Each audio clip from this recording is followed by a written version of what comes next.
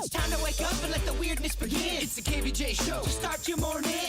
Kevin is the host, and his skin pigment is whiter than Casper the Ghost. Virginia sounds like this. Nickname Vicious Beast, so don't get her pissed. It's Jason, call till you spaz. And he loves to talk about Bigfoot and stats. So get ready, here we go. You're listening to 97.9 with the KVJ Show. Well, alrighty. Hello and welcome to the KVJ Show. Here we go. It is a new week, and the beautiful thing is it's only going to be a 4-day work week. I'd love to start off a week. Just missed Monday altogether. Oh, it's a beautiful thing, yeah. Yeah.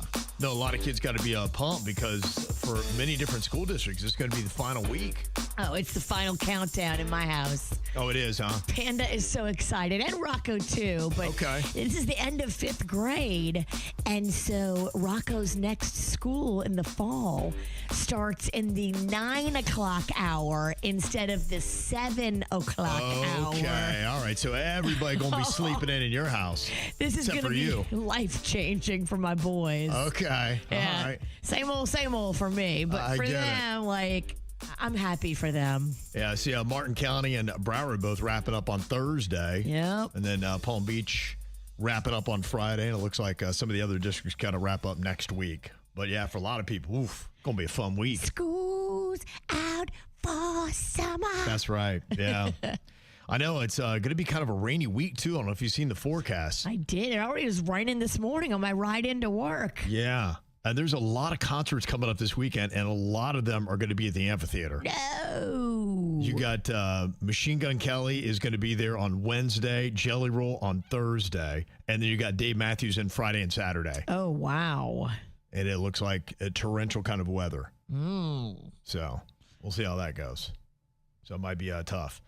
I know you had a very busy weekend, Virginia, full of gumbo and crawfish and all things Cajun. We did. I mean, it's right, smack dab in the middle of crawfish season. It's winding up soon. Once you get into like June and July, the crawfish are just too tough. Okay. Yeah. So, yeah, this is the heart of it. So it's kind of like your last go-around then, basically? Yeah, there was 2 crawfish parties in one day over the weekend, and it was so big, and sure enough, I drank too much at the first one. Oh, you did. I showed up to the second one. Go figure, huh? Hammered. Just what they want. When you arrive to the start of the party and you're already in the bag, people are like, whoa. It's coming in hot. In my second party. Fireball at 2 p.m. What could have been the problem? It's Memorial Day weekend. How about it?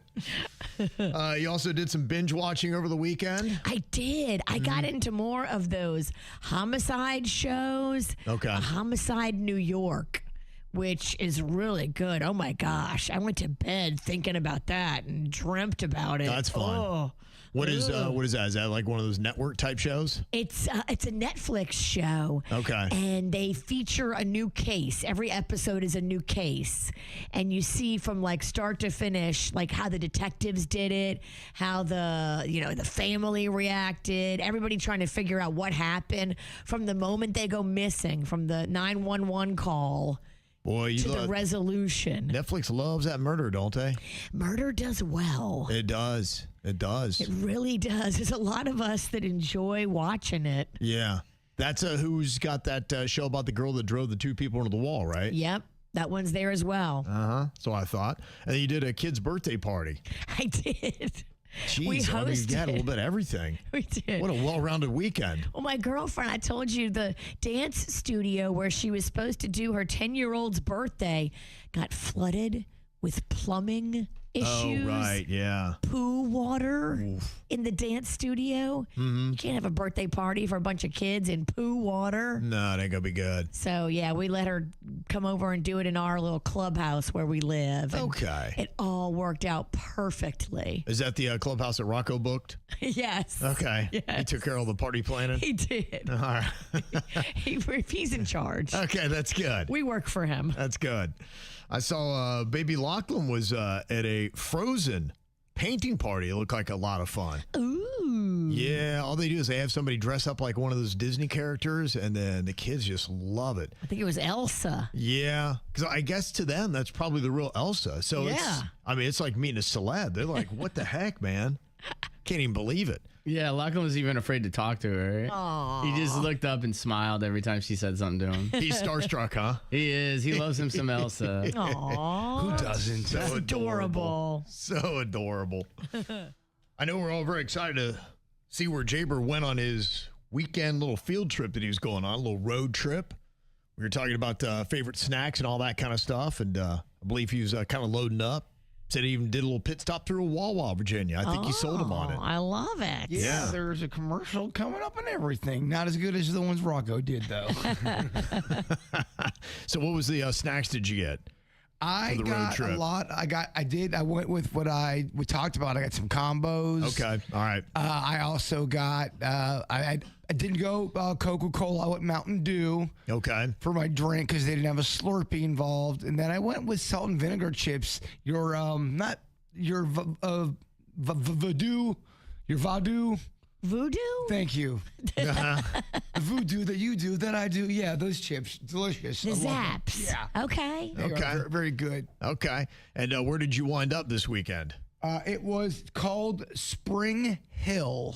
Okay, yeah, Spring Hill, Florida. Okay, yeah. All right. Beautiful country over there. What do they do in Spring Hill? A lot of water, a lot of aquaticness. Yes. A lot of mermaid memorabilia. Okay, all right. A lot of mermaid stuff. Okay. A lot of dinosaur stuff. Really? I brought home some dinosaur stuff. Okay. That's amazing. Sounds like your kind of place. Is it where you do kayaking and all that kind of spring activity? Yeah, we had a mix-up on a situation where we're supposed to go on a peaceful boat, and it got changed up at the last minute, and we ended up going on this boat that was like a speed racer boat. Oh, like an airboat? And I didn't know that was going to happen. Okay. And, I will say it did throw me around like a rag doll a bit. Oh, okay. So if I'm moving a little slow today, that would be why. A little too high impact, huh? Yeah. Okay. And you did a little kayaking too, you said? Yeah, that was fun. Okay, yeah, it's pretty peaceful. Was that okay on your hip? Yeah, all that was good. Yeah, it's more of just going too fast in the ocean, hitting the waves. Okay, yeah. That kind of movement on the body. Oh, you were in the ocean? Yeah. Oh. I believe I was in the Gulf of Mexico at one point. Yeah, that probably would be if you're on a faster boat. Yeah, yeah. Oh, damn. Okay. Oh, damn, it's right. Yeah. That's why I'm walking around like this. Oh, damn. I wasn't expecting that. Yeah. Guess you never know what you're going to get, huh? Yeah, but it was great fun. Had a great time. What'd you think of the kayaking? Did you like it? Yeah, I liked it because it was slow pace. The only thing I don't like is the fact that there are a lot of kayakers, and at times it can get a little too many kayakers, and not everyone's cool. Yeah. We got blamed for flipping a guy in a canoe. We had nothing to do with it. Me and Honeyface. He fell, and he got so mad, and he tried to blame it on us, and his wife started laughing at him and clowning him in front of us, and he got even more mad. Oh, no. Yeah. Why would he think that you flipped him? Like, I don't know. We both. She even said they did not flip you. Like, she was clowning him in front. Really? Yes. Okay. Yes, and he got his face visibly got red. Oh. Could have been from the sun. Could have been from the case of beer he had. Oh, okay. Yeah, I know a lot of people love to float and drink. Oh yeah. A lot. Yes. Yeah, police officers were out there big time. Oh, really? Well, because it was a holiday and you had people out there. You can't drink and be in those boats. Uh-huh. You said that you guys actually met an officer on the other end of things. You got pulled over? We did. Oh, no. By a flat top comp. But he let us go with just a warning. Okay. Any idea what county this was in? Could have been Polk. It could have been Polk. It could have been. Yeah. I think the only warning they give is right before they shoot you. It says Spring Hill is in Hernando County. Okay. Yeah, we were in It's all making sense to me now. Okay. That's nice. And they were cool? Yeah, I had a great time. Okay. Other than just the ragdoll boat moment was my only knock. Yeah. But, I mean, that's life, baby. Yeah. If you live on the sea, you have to act like you live on the sea. That's true, you do. Yeah. Did you lose anything more than your toothbrush, or was that it? I think I did lose some other stuff. I think there's a pair of shoes missing. Okay. That'll definitely happen.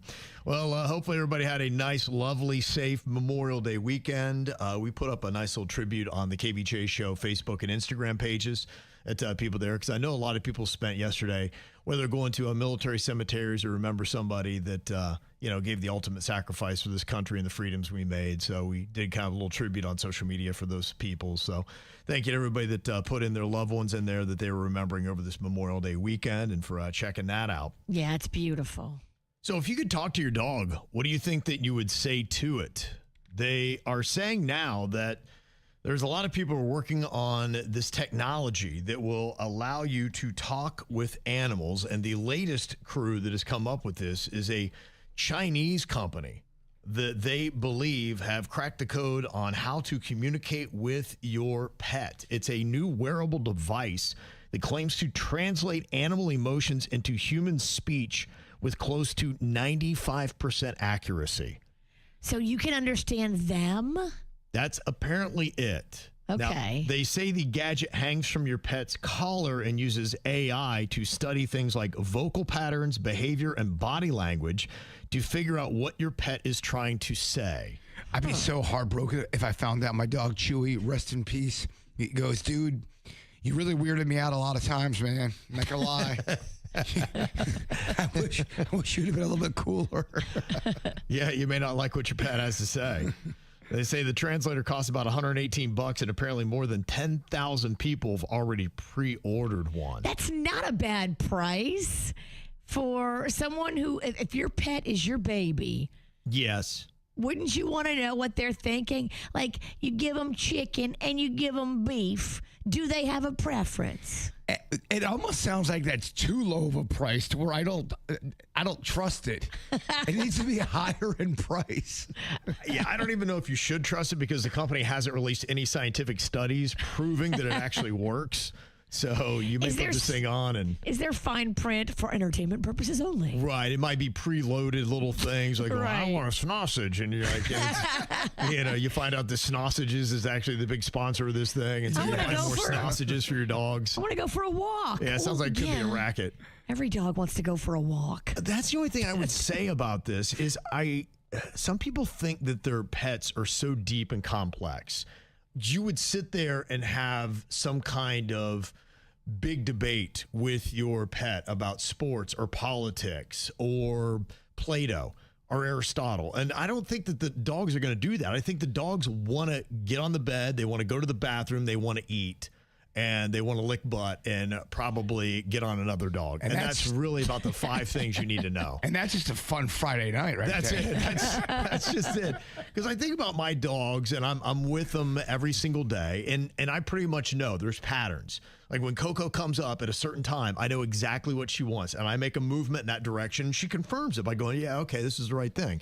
If you really are in tune with your pets, you kind of know already what they want to say. I don't think you're getting anything else out of it. Different breeds, though, they do have different kind of personalities, and there's some ones that are smarter than others, that have tendencies and quirks that you can tell that they're at a different level. Yeah. But, even them, like I used to have a border collie, and that dog was super smart, just unbelievable, this thing. But still, I think all of the conversations would be very basic. I don't think it's anything more than the real desires of I need water, food, I want to sleep, I want to get on the bed, I want to go play, I want to go for a walk, I need to poop, I want a car ride. Doesn't want to talk about economics, doesn't want to talk about the upcoming hurricane season. Right. You're not going to get more than just those kind of things. And my only argument is if you are truly in tune with your pet, you already know. You've got routines. They give you little signals. they go for a leash or they want to stand by the door, and you know exactly what's up. I do wonder, though, sometimes, like, I had a dog named Charlie, and Charlie back in the day would always dream. When he would sleep, you could tell he was going through something, and I would always want to know, I go, what's he dreaming about? Is it just sausages? Is it him running after a cat? I think that's really it. First of all, their exposure to life is not a lot. It's not the same as you. You know, maybe they go to a dog park or something like that, but, you know, it's not like they're at school all day. They're not being taught a whole bunch of different stuff. They don't have that nightmare where they're at school and they're naked. Yes, right. Or they have a test. They're like, oh, my gosh, I wasn't ready for, you know. I just don't think it gets to that level. But they've got it out there. If you want to get it, it's definitely available. So. Yeah, I can tell you, Elon Musk says a lot of things that are kind of troubling, doesn't he? He just kind of pops off. You're like, oh, is this guy, you know, because you think he knows because he's on the front line. In fact, he even talked about an interview I saw over the weekend how, you know, he's not in the stands. He's on the court.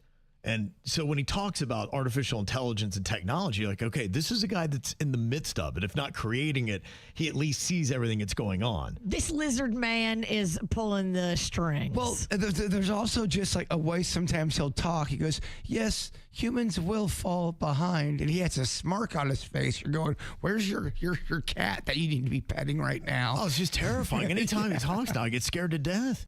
He was talking, the one interview I saw was he's saying anybody who's saving for retirement in 10 to 20 years, you're not going to need it. You're just wasting your time. I'm like, wait, what? What the hell does that mean? I don't even, it's kind of cryptic. I don't even know what that means. What does that mean, Elon? I don't even know what you're talking about. I know you don't have to worry about retirement, but I do. I definitely have to worry about retirement. I think we got a different kind of bank account.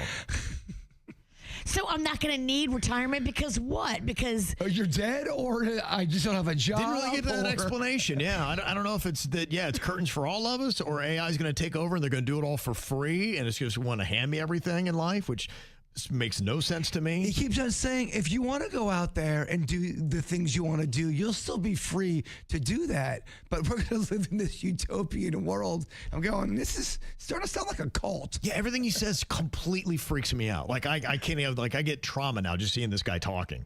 Because I'm just like, I don't even know what he's talking about. It just sounds alarming. I just don't know if I like the future. Lizard said what? Yeah, that's kind of it. See, I'm worried about my kids, but I thought I was going to be able to tap out before this world got too crazy. Now I'm not so sure. He's telling you don't need to save for retirement. What does that mean? I don't even know what it means. I think reptilian people are finally here in Virginia. Damn it. And then he went to talk on about these cybernetic brain implants that everybody's going to be able to get, and they'll have godlike powers. He said that the technology may even allow for Jesus-level miracles when it comes to healing, like the blind will see, the lame will walk. Yeah, but that kind of technology, if it falls into the wrong hands, can be evil, and we know not everybody on this planet has good intention. I do not want godlike tendencies. No. That's too much pressure, dog. I don't want anybody to have that. How about that? I would rather stay my clumsy self and walk into walls. It's less pressure. God be the only God? Well, I think that's why the Pope stepped up, and he had a few things to say. Pope he's was like, hold my beer. Yeah, hold on. Pope's got to come Pope real quick. This doesn't even sound real. No. I think because he saw one too many Elon Musk interviews like me, he's like, all right, I need to do my Enough out of you, lizard boy. I got to do my thing now. Yeah, old Pope Leo, he's calling for strong global regulation of AI and what they say is a rare thing. He actually spoke and I guess kind of taught a class on artificial intelligence and the dangers of it, which was more of a message, I think, to all the tech lords around the world, whether they be in the U.S. or China or Russia or wherever they might be, just saying, hey, slow your roll, basically, in Pope talk. Play nice.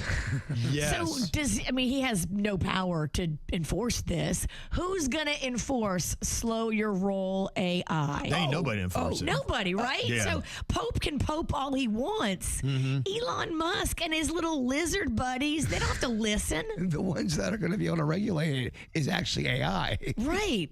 Yeah. It's too late. The lizard is out of the bag. Well, he's urging developers to prioritize humanity over profit. He warned that AI must not be used for domination or warfare and appealed to governments and tech leaders to slow development and adopt ethical and spiritual guidance. He He also demanded transparency, external oversight, and legal safeguards.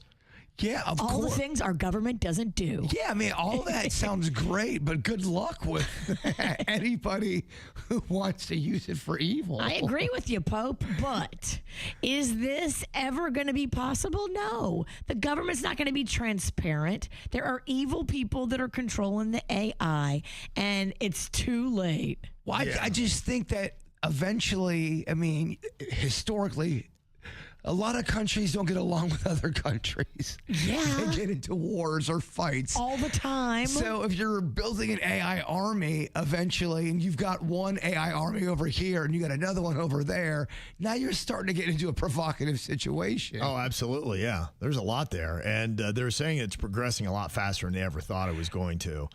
There was, in the same conversation that was freaking me out, it was like, it's almost like Dooms. I couldn't stop watching it. You know? Kevin's just shuddering. I get that same algorithm. Well, then it's all just Elon Musk on his platform. Like, I can't away from him. I got to get away from X. It's terrifying. But they were talking about this thing called AG, which if you don't know, I guess that is the one slang that they throw out there. That's artificial general intelligence. And it's a hypothetical form of AI that matches or surpasses human capabilities across virtually all cognitive tasks. It's when they get smarter than us. Yeah. And so we no longer are the masters. And so one of the people that was in this little panel talking to Elon said, I never thought I was going to see it in my lifetime. Somebody else said, yeah, last year I thought it'd maybe be 10 years. And then the other guy's like going, I think it's going to be next year. Oh, yeah, but dude, Yeah, we got... if we're not kind of already, you know, sliding into it now. Yeah, but who cares? We got Will Smith eating bomb-ass spaghetti, you know, on AI, and it looks real. It's like... Yeah, so I don't know if everybody's going to listen to the Pope. It'd be nice, but... You know, I think when people keep doing cool stuff with AI, they're like, all right, let's keep it going. I saw that they just made their first fully AI-generated movie. And, you know, when they talk about budgets and how many people it takes to make a movie and all that, this movie was done in 2 weeks, 14 days, 15 people, a budget of $500,000. And so I don't know if it's going to be any good or anybody's going to go see it. But imagine if you could have those kind of numbers with turning around movies, where they could make them in 2 weeks with 15 people and for $500,000. Well, that's what's going on. And a lot of just, you're seeing it with Star Wars, you're seeing it with Marvel, you're seeing with all kind of superhero stuff where people are putting out content of their own. And you're going, this isn't even sanctioned. And underneath they'll say, this is not part of Disney. This is a AI created movie. Mm-hmm. It's a fan film. Yeah. And the fan films are exploding right now. Are they really? In every genre. Oh, yeah, absolutely. Yeah, it'll be interesting to see what our entertainment looks like. And the Osborne family is about to jump into it. I know you think that Ozzy died, but he's going to live on in digital form. Apparently, the family is now going to be doing a lot of Ozzy projects, but it's all going to be digital. And his son, Jack, says, don't worry, Dad would approve. It's going to be so tasteful what we're doing. It's not going to be lame. And it's really complex what we're doing. This isn't just like hooking up an image of my dad to ChatGPT. This is some like high level technology that we're going to be working with. And it's going to feel very real. Like it's really cool. And it's something that I think my dad would be into because we actually talked about it before he passed. And so, yeah, you know, I know he'd be into this. Okay. I think people that are born into this world are not going to have a problem with it. It's people like us who have gone through. And you've seen. Yes, we've seen both sides of the fence here, and we're freaked out. Yeah, might be tougher for us to adapt. I don't know. I got to see whatever this AI Ozzy is going to be before I give it a thumbs up or a thumb down. But it could be bad, could be good. Yeah, it could just be really weird. Yeah. Mm-hmm. Are they going to current act with weird AI Ozzy? Is that what it is? Like them in real time now with him there, but he's dead? My thought would be that they're going to do more of concert performance. I don't think that they would try to redo the Osbourne's family and then interact. To me, that would be really hard to pull off to get the natural Ozzy effect that you had with that show. But and you're right, I though. don't think people want to see it. They have a Beatles video where they've got old Paul, old Ringo, as them now playing with young George and young John, and it just looks weird. It looks creepy. It's creepy. Yeah. I think it's going to be a lot of the entertainment that we look at. They're going to be throwing a lot of that stuff out there because it is going to be a lot cheaper, and they're going to say, let's throw it to the test market, see if it can be profitable, because when you only got to clear a bar of $500,000, then that's a lot easier to do than some of the movies that are out there. It's a lot less of a gamble. It's all that's going to matter, man, if it's making money. Yep. Well, the new Mandalorian movie, Star Wars, finally cracked one out, and Grogu hit theaters this weekend. And I guess it did well, but they say it's still slightly underperformed. It brought in $102 million domestically and $163 million globally. That is Thursday through Monday. $300 million to make and promote, though. So, you know, they're not there yet. They got a little ways to go, but you're talking about week one. So how was the movie? I know that it was getting just okay marks. In fact, it was, at about a 60%, I think, if you're looking on the Rotten Tomatoes with the critic scores. So, you know, now maybe you'll start getting some other reviews that are rolling in. I mean, 60 is not great. No, but, you know, maybe it's just, you know, they're trying to give it a hard time. I don't know. It's 62 now. The popcorn meter on the fan response is 88%. Well, I mean, okay. The fans seem to like it. The fans have been jacked up for this. I think because they just wanted something Star Wars. They were craving some Baby Yoda. Mm-hmm. So I think there was excitement. Yeah, somebody said the new Mandalorian exceeded my expectations better than any of the poopy sequels. Loved it. What? Who wrote? Okay, hold on. What number is that? That's a Miami number. Dade County loves it. Mm-hmm. I'm definitely going to watch it. I did not have time, but yeah, that is on the old agenda for this week. Okay. That's not bad numbers, 88% right now on the popcorn meter. Heck no. That to me, that's a hit. Yeah, I would say so. So I'd say people seem to love it. They say the one thing that is quietly making a lot of money out there is this horror film called Obsession. It was in second place with an unusual 39% increase from its first week to second. It got $30.3 million. It was the number 2 movie, and it only cost $1 million to make. Huh. Who's That's what in they love that to one? see. I don't know anything about it. I always steer clear of the horror. If I even read who's in it, I have a nightmare. Yeah, you got to go see it and tell us who's in it. Yeah, I can't give you any rundowns about horror movies. God, yeah. That ain't going to happen. Yeah, it's generated $75 million worldwide on $1 million budget. Wow. They can make some of those horror movies pretty cheap. Yeah, that's your easier genre when it comes to your return, if you're able to do it the right way. Yeah. There's some great stories of something that was like $2 million to make that, you know, made $150 million after the fact. The Michael movie is still doing well. $32 million. It's at $782.4 million globally after 5 weeks. That's massive, man. That is. Yeah. And the thing I don't necessarily understand, though, I was talking to somebody that saw it yesterday, and yeah, they liked it. They thought it was really good. It went further in his life than I thought it would. They said it went to the Bad album.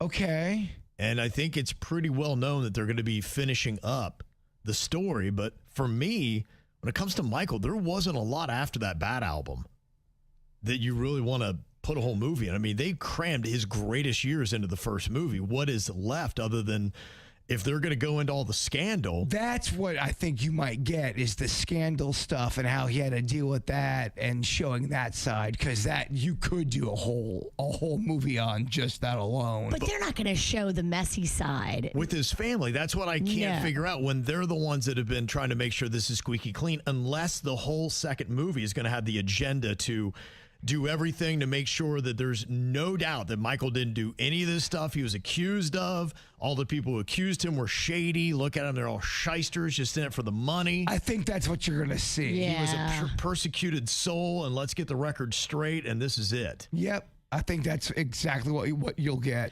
But, I mean, that's when he got weird, was after Bad. So that's when the more fascinating stuff, and you're like, what the hell, started going on. Yeah, and I don't know that I want to see that. That was the part of his life that made me sad. I was always hoping he was going to get back to the thriller years.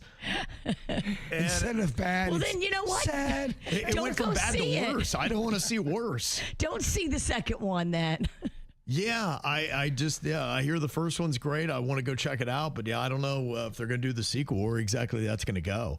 They say The Devil Wears Prada, that came in fourth, $16.5 million, and then The Sheep Detectives rounded out the top five. Look, Prada won. It did its job. For a sequel, Yeah. 15, 20 years later, that won. It's still holding on big time. Yeah. And I love hearing interviews with like the cast. There was one that I saw where I think it was Meryl Streep talking about what they offered her. Originally, they offered her a number for her payday, and she was like, "No, I want double that because you can't do it without me." And they were like, "All right." Gosh. Good for her. Gosh, what does that feel Yeah. like? I mean, Having power. That is, that's homegirl, leverage. she knew her value. She knew they couldn't She do did. it without They her. couldn't. And she said, "Hey, I want double." And they were like, "Okay." Yeah, smart move. Wow. I assume it'll pay for itself. Crazy. She's right. They couldn't have done it without. If they would have, it would have been lame. You're right. Yeah, it wouldn't have worked out. Well, if you got any thoughts on any of those movies, I know for the 3-day weekend, a lot of people went out. Lori, they went to go see Obsession and Mandalorian this weekend. Obsession is great. That's the movie that is generating all that buzz at number 2. Didn't hear a lot of Mandalorian's great, Virginia. I don't know. Okay, well, You it need to seems go like- see them both because I'm not going to either one. So you got to go see them and tell us all about Obsession and all about Baby Yoda's movie. There was a time in my life I went to the movie theater and I saw 6 movies, but that's because I had a really bad doubleheader baseball game. And You just sat in the theater for 6 movies straight. in my baseball uniform, Oh. going through something.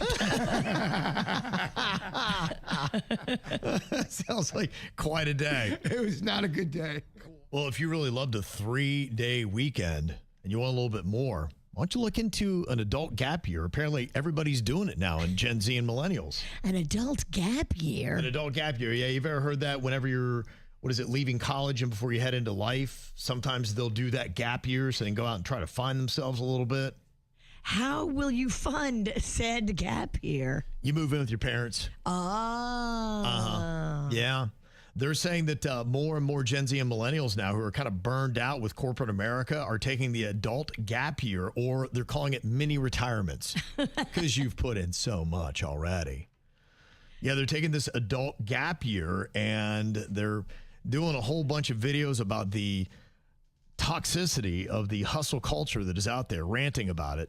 But a big part of it's about AI as well. They say that rather than push through a deteriorating job that isn't the same as the one you signed up for, you just take some time off and you find something more intentional once the dust settles.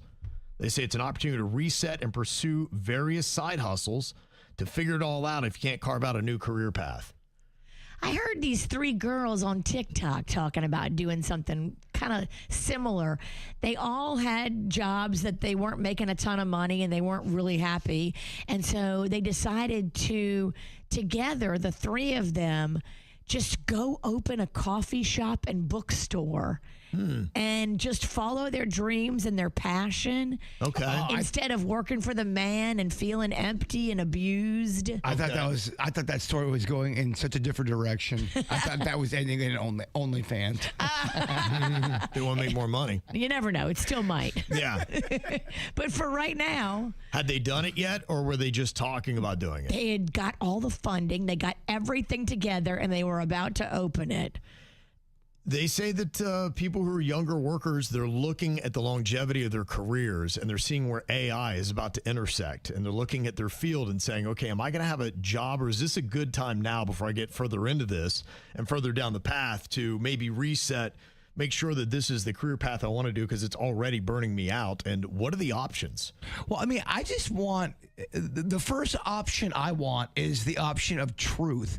I hear too many people who are in the AI world saying it's happening quicker than we ever thought. And I don't know if it's the media trying to freak people out, because the media loves a freak out story. It loves to get people all crazy and afraid. What's the truth? How is AI really going to come for everyone's job and change the world like they're saying it's going to in a quick fashion? Or is all that a bunch of horse crap? I don't think anybody just knows want yet. The truth. Yeah, I don't think anybody knows yet. And an encouraging way, the first thing that I'd heard was the first wave was they're finding that the AI is not as effective as they had thought. And so some companies have had to go back and try to rehire workers they got rid of, thinking that AI could actually replace them. Okay. And they found that the AI was clunky, not getting the job done. They needed more people to supervise it than what they thought. And they said, okay, this is not ready yet. And so it may have been overhyped. And so they're bringing some real workers back. I think you're right. I think it's been overhyped, but my only fear is that it's going to get real good. It's going to get to the point where the hype is deserving. Yeah, it's improving by the day. So we'll see what that winds up meaning. But they say that people have been on that corporate grind for 5 to 10 years, and they don't yet have a big family to support. And a little bit of money squirreled away, at least enough. And they got maybe parents that are cool with them moving back in the house and taking on some of those other little bills that they might have. They say, yeah, you know what? I'm going to just kind of reset and try to figure this whole thing out before I go out.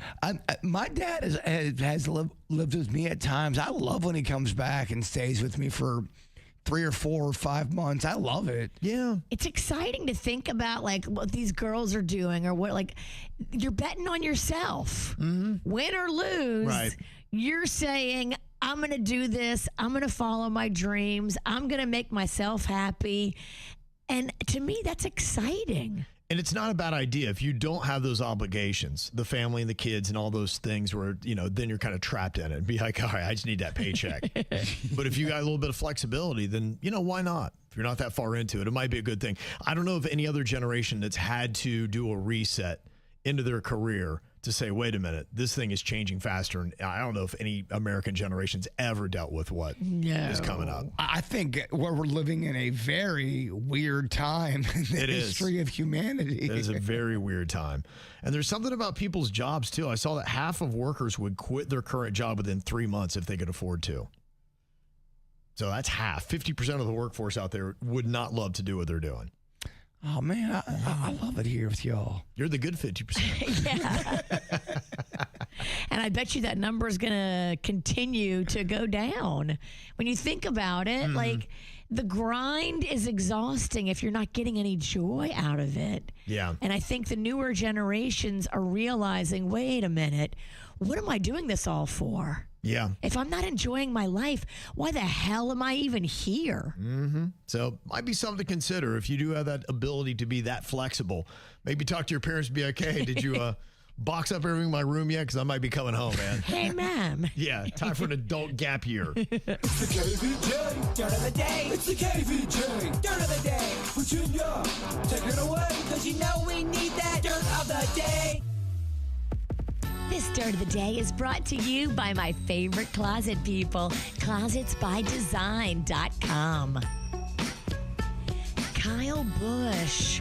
We now know what happened exactly, because it was crazy that he was just 41 years old when the NASCAR star passed away. We had heard that he was in like a test driving situation where he was practicing doing what he does, which is drive, and that he had like rapid and overwhelming complications and had to be rushed to the hospital. And everybody's like, what the heck could have been going on? Well, I guess he had severe pneumonia, and he had seen somebody about it on May 10th. And I guess they had prescribed him something that maybe wasn't strong enough, because he didn't even realize that he had not been battling the pneumonia properly, and that developed into sepsis. And that is what got him. He couldn't breathe. He was coughing up blood. They rushed him to the hospital, and that sepsis was so bad that there was nothing they could do, and he died. But this can happen. You can be walking around with pneumonia, and it can turn into sepsis, and it can be too far gone. Some of his NASCAR buddies were talking about it over the weekend, and they were like, yeah, this is the culture. You got to be tough. You don't go to the doctor. You just, you battle through. You get your medicine, and you keep going. You work. And yeah, it's causing a lot of people now to second guess and think, okay, if I'm sick, I better take a little step back and see what the heck's going on with my body. Yeah, no, you definitely have to. It's no joke. There are those things where, you think you just have a cold, which I think is what he thought he had, and it gets into pneumonia. And the sepsis thing, I was like, what is that? They say it requires rapid diagnosis and treatment to do it. It's apparently when the immune system goes into overdrive, it may progress to septic shock, which has triggered widespread inflammation that can damage your own tissues and organs. Wow. But I mean, it's true though. That's why some people don't tell people the pain they're going through, because to your point, they will say it's a weakness. And that's why, when they say you have heart issues and you're an actor, never tell anybody, because then now you're a liability on set. Because it shows you that this guy might have a heart attack on set. Yeah, he might not have wanted to appear that he had issues because there's a lot of money on the line for Kyle Busch to be healthy and dominating, and he doesn't want to appear anything other than strong and powerful and ready to win. Well, because, I mean, if he doesn't win, people would give him crap. Yeah, and a lot of money's on the line. Yeah. Just very sad indeed, and maybe just a little warning for all of us. If you're feeling the symptoms and you feel like it's not going away and you're not getting better, you need to go to the hospital. You need to make sure that you are being seen before it turns to sepsis. Yeah, they raced in Charlotte over the weekend. It was kind of rainy, but I believe they're going to be retiring his number 8, until his son is old enough to drive, and they're going to hold it on reserve for him because it's a family business, and I guess his son is a driver as well. Oh, wow. He's just not old enough yet. That's a powerful story there. And they also had the Indy running in Indianapolis over the weekend, and they honored him during lap 18 of the Indy 500. And as the drivers exit turn 4 and cross the yard of bricks on lap 18, we remember Kyle Busch. Yeah. That's tough, man. So tough. In other news, I don't know if this is something they're doing on purpose, and I don't even understand why they would do this, but I guess when they were doing all the announcing for the Eastern Conference Finals, Game 3 basketball between the Knicks and the Cavaliers on Saturday, they were announcing Travis Kelce, and they were saying his name, but even though she was sitting right next to him, they wouldn't say Taylor Swift's name. They were just calling her his fiance or girlfriend. Like, they wouldn't say her name. Is this deliberate, and why would they do this? Yes, this has got to be deliberate. Yeah, the only thing I can think is just they thought that there was a lot of pushback with putting too much focus on Taylor Swift and keep it on the sport. I don't know, but yeah, it almost came off odd. It did. And just the way that they were addressing it. This is announcer Mike Breen. Look here, Travis Kelce and his fiance here at the game. Oh, Travis Kelce. That's good to have him here, an Ohio native, a Cleveland native. Shaker good to have Heights, him in right? the Shaker Heights. He's an Ohio boy. And then they also reference this after he wound up drinking the beer. Travis Kelce. I don't know if his girlfriend's going to like to see him chugging beers like that. Just like she's a regular chick, I mean, I think it's okay to acknowledge it. He's with maybe the most famous pop star on the planet. There's a reason why they did that. Yeah. That sounds calculated. It feels deliberate. Definitely. Yeah. What I thought was cute, though, because she was kind of like covering her face, like, oh, my fiance. Oh, Oh, my goodness. But don't look at me. But then after he sat down, she kind of coyly slid him a slice of gum. She's like, here you go. You need to with that beer breath. Oh, damn. She don't like beer I breath? don't know. She was like, here you go. Have some Oh, gum. boy. Well, that sucks because what if he didn't have beer breath and now everyone's like giving him stank breath now? That ain't cool. You need some gum, my friend. And finally here, man, these Chrisleys are always in trouble. The mom and the dad just recently got out of jail, and now one of their daughters, Lindsay, was just arrested on suspicion of DUI. Now, she says that she was just speeding past a car on a 2-lane road because they almost hit an animal, and she was trying to miss hitting them and the animal. So she went around them, sped, and then the cop saw her speeding as she was passing them and the animal. I don't know. It sounds a little fishy. Oh, the old animal excuse. Come on, man. That is so old school. Come on. She's currently going through a messy divorce. So on top of all your divorce drama, Lindsay Chrisley, now you have to deal with suspicion of DUI. Ugh, messy. And that's what's going on in your dirt. Think fast, think fast. If you don't come in first, you might as well be last. Think fast. All right, we got Virginia, Denny's, Jbird all today going to be competing to see whose brain is all ready to think fast. Looking for whoever can get me a sensible answer the quickest. Sensible, Virginia. That's right. Okay, first one I got for you. Give me an animal that starts with the letter R. Arter. Raccoon. Rottweiler. Raccoon, we'll take that. Very nice, Virginia. All right. I don't know. Did you say rotter? I said otter, but it sounded like I said rotter. Look, it wasn't my finest moment. I was locked into O. Yes, and I yes. just Rotter? Kevin was gonna Are you go. speaking Scooby? Rotter, Raggy.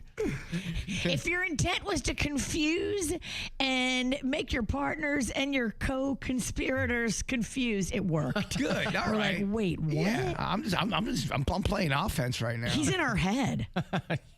Okay, what about a drink starting with the letter S? Soda. Slushy. Soda.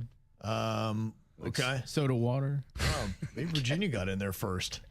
What is it you said, Bert? I was trying to hear what you said. Did you say Soli or something like that? I stuck on that. I was waiting for that answer. I'm like, I don't know what he just said. I don't know what that word was. What? Are you just making up words? I think I did, and I'm sorry. I think I said solely. I don't know where that came from. Solely. Yeah, I think I had slice on the brain, but it just didn't come out the right way. I think Denny's was in before me with soda. You do? Yeah.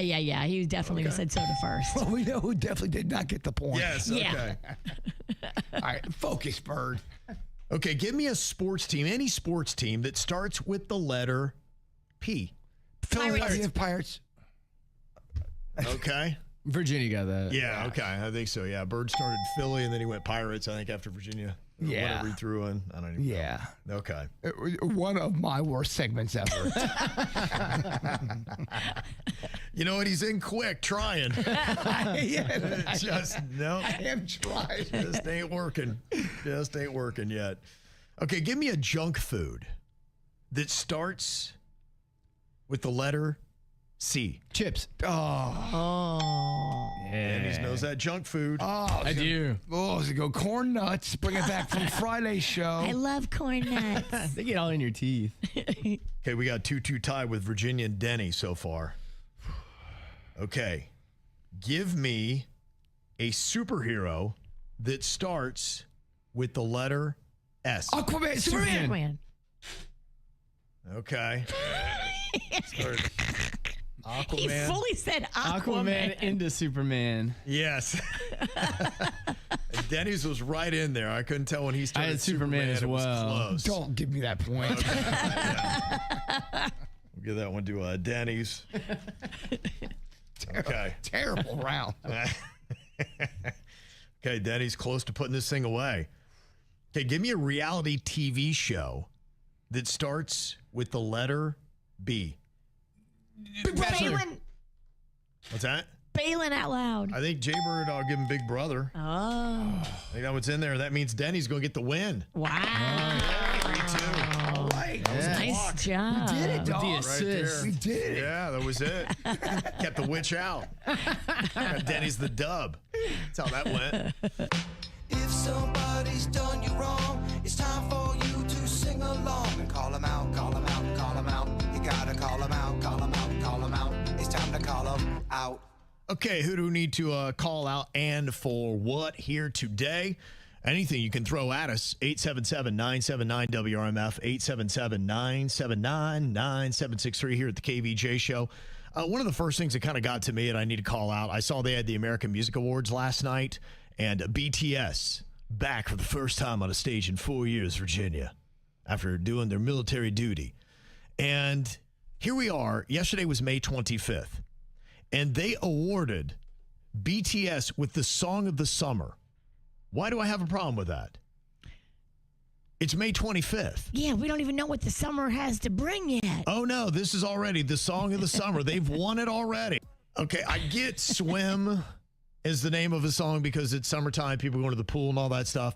But you can't do that. What if that song doesn't hit or another song comes out of nowhere and we all love that song? And here you've already awarded BTS the Song of the Summer on May 25th. Well, I mean, I have a dumb question. When does summer start? Technically, like June 21st. No, then this is baloney. Summer starts, I think, when the kids get out of school, which is Okay. like June 1st. All the kids are out by June 1st, Well, right? we're still premature, either way you slice it. Yes, they were premature, definitely. And that song's not that great. No, that you would say, like, oh my gosh, this is it. And I hate this because this is the kind of stuff where you almost rig it to try to make sure this is a banger of a song. Everybody wants to play. Are you not playing the Song of the Summer? Duh, Swim. I mean, you got to play Swim by BTS. I mean, everybody knows that's the Song of the Summer. I'm like, I hate everything about this. Did he go too in the lyrics? Swim, swim, wada, wada, wada. I think he did. It's terrible. I think he went, wada, wada, wada. Okay. Before we give away a prize to Wada Wada Wada, I want to wait and see what else we're going to have. Are we not going to ask a little more from our lyricist? I kind of think we should. Sun lotion. Like, all right, come on, let's go. Swim, Yeah. swim, wada, wada, wada. Yeah. What? Other things to call out from over the weekend. I saw on social media, boy, there was a lot of people crashing dead boats this weekend. Yes, what was going on? People can't drive. There was somebody lost control of their boat and they went up on the dock at a restaurant. And it wasn't like where you would dock boats. It's kind of like how you can walk out, to go out on them. Like, that was a major fail. I was around a lot of boats over the weekend, and yes, there are some people who are terrible at boat driving that you go, someone's got to get them off the water. How much of it is operator error and how much of it is mechanical? Because I heard somebody saying, oh, it wasn't his fault. The throttle got stuck. Does that happen a lot? And Yeah, I don't know. oh my gosh, that's horrifying. If you're in full capable mode and you're trying to drive this boat and the throttle gets stuck. I saw two egregious ones, and it didn't give an explanation for why. It just showed what happened. The one was in Fort Lauderdale with the restaurant where they ran up on the back, and the other one was somebody just plowed into a party barge on the Miami River. Oh. Like right at the mouth of it. And it looked like some rich kid had daddy's too big of boat. It was a large size boat. It wasn't your typical smaller. For the age they are, to me, I look at how old you are and how big of a boat you should have. Yes. They had a much bigger boat than people of their age should have. When you're 16, you should have a 16-foot boat. Something like that, yeah. It should make sense. It shouldn't be, I'm 25 and I have a 50-foot boat. No, Yes. if you're 16, you're lucky if you're getting a rowboat. Yeah. Well, that's probably better suited for the 16-year-old brain. A rowboat. Yeah, probably better. Another thing to call out, too, did you see the high school graduation they had in Franklin, Tennessee, which is just right outside of Nashville? It's where all the country stars live. Centennial High School had their graduation in a monsoon. These kids are sitting out there in their cap and gown on the field as a torrential rain is coming down, just soaking everybody. Parents, everybody was watching this, and they continued on with the celebration. And I even heard that there was some lightning that was going off. I'm like, how is it they even got this going on? That's such a liability. If there's any, around here in South Florida, we know you have lightning detectors. If it's there's a certain mile radius and then that thing goes off and you got to wait 30 minutes before you can go back out again. I'm like, how did this even happen? Why would you ever do that to the students and the parents? Like, call it rain delay and come back later or tomorrow. I just don't think you can have it. There's any chance of rain. They thought they were going to get it over with before the rain hit, and they clearly did not. They wanted that thing done. It looked miserable for those poor kids. I saw some of the kids interviewed today, and you can tell that they're going on a PR tour to try to save whoever did. I heard that maybe the teacher got fired. But look, I think there were probably more than one person who was involved in that decision because other people had to see what was going on. Be like, hey, Barb, don't you think we ought to move this indoors? The kids were like slumped over, sad, as the rain is beating down on them, and they're just sitting out there waiting to graduate. Congratulations. Yeah. Like, what are we doing? So some of the kids I saw interviewed today, like, well, that was kind of fun, man. It was unique. We're always going to remember it. After you got wet, it was all right. I'm like, I don't know. I feel like, hey, will you go do an interview? Do me a solid. Make it look like it's not that bad. Some other call-em-outs here. I'm just kind of curious. When did appetizers get as expensive as entrees? Thank you. My goodness. What in the heck are we doing? Especially wings. When did all of a sudden 13 wings become $23? Remember when wings were like 5 cents a wing? Yeah, that's no more. I mean, when you are getting just 10 wings, you are spending meal, dinner money, and it ain't right, y'all. Well, my wife and I, we would do that because, we don't gunk down a lot. And so I a whole entree with all that stuff. I didn't need that. So we would get appetizer. Like, this is great. So we're eating light and it's not that expensive. And then we went out a couple times over Memorial Day. That was about the only thing I really did. And I was like, we got 3 appetizers one place and a glass of wine each. It was like $140. I'm like, what is this? What did you have for an appetizer? We got hummus, green beans, and a tomato salad. That's insane. Isn't that insane? Yeah, that's not Isn't that an insane bill? That's for that? insane. I was like, what is going on? Now, you had to get, and I didn't realize, they gave you a lot of hummus and then not a lot of bread. I was like, hey, can we get a little bit more bread for that? And that was a charge up every time, too. Really? Yeah. They bread gouged you? Yeah, I got bread gouged. Wow. Well, I think this is just kind of it. I think that if you go to restaurants, I know, Jbird, you've had it with sauce. There's all kinds of stuff where they're just marking up the charges and you're paying for all these little incidentals that you didn't before. And so I'm kind of starting to get some sticker shock on these. Being like, gosh, that's crazy, man. I'm seeing people charging for packets of ketchup now. That I never thought that had happened. Mm-hmm. Yeah, some of that is going on, so it's kind of crazy. Another thing with restaurants I saw called out, they have this thing, it's called Boca Rudeton that they run down there, and one of the newspapers in Boca, and they just put on blast all these people that bring their dogs into ice cream shops and restaurants because it's such a Boca thing. And man, they were just going through and calling all these people out.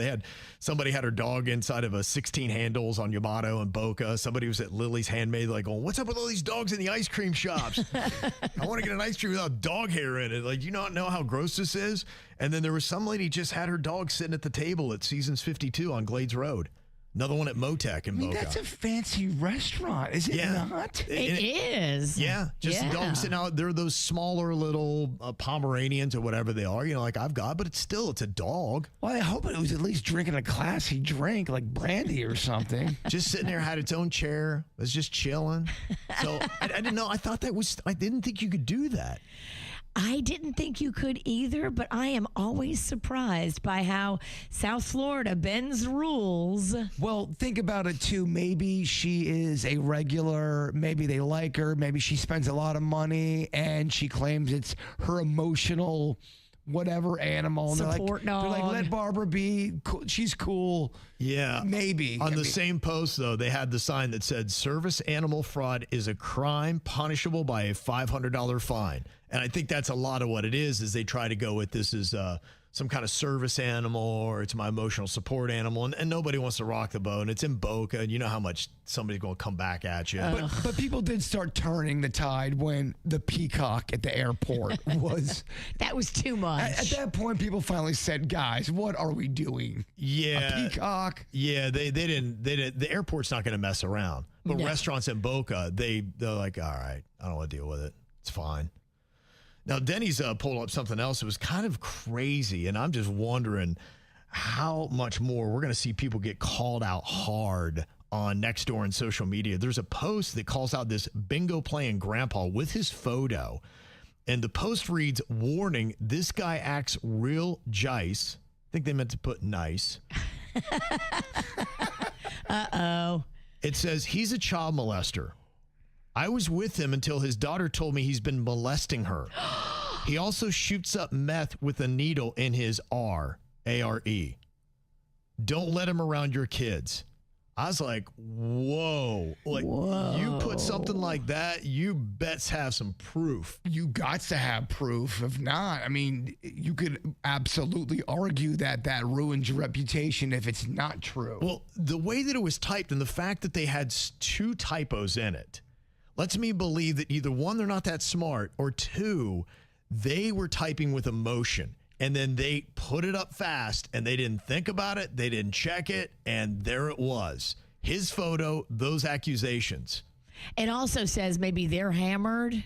Maybe. Oh, any of that's possible. And Denny said there's a little bit of a backstory on this, too. Something about she had hired him a week prior to be a handyman. And Denny's just thinking maybe they then fired up a little bit of a relationship. And then he did her wrong. And now she's just, this is the way she's getting even. Oh, my gosh. Oh, this is messy. By the way, Nextdoor is the new, that's where you go to get good drama. Good drama content, man. Yeah. It's getting crazy. If that's what we're using it for, I'm wondering how long before we're going to start seeing some legitimate stories where people take somebody and sue their pants off in a court of law, because all the responsibility is on her to prove that everything she said in that post is true. Well, that's when when MySpace was popular, I remember seeing this girl put up a post, and she was a KVJ Nationer, and she's calling out this guy about how he gave her an STD, and I'm going,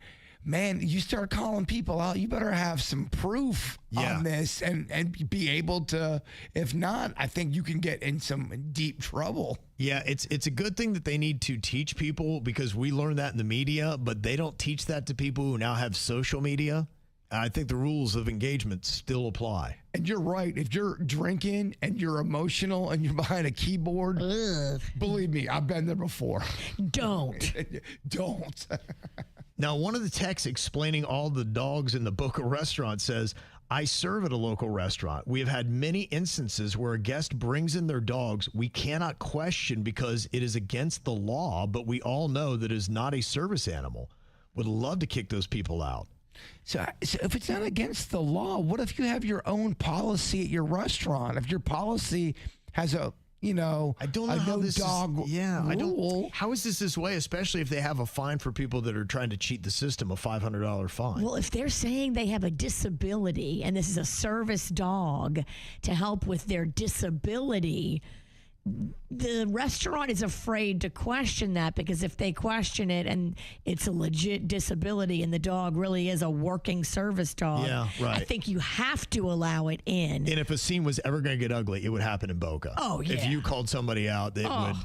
Boca can't wait to have beef. They can't wait to be wrong and double down on how wrong they are and then yell at you. Oh, even the dog would start yelling. It turned into, Let me see a couple other things that we were calling out here today. One thing that somebody said you got to call out is what happened at the University of Florida softball game over the weekend.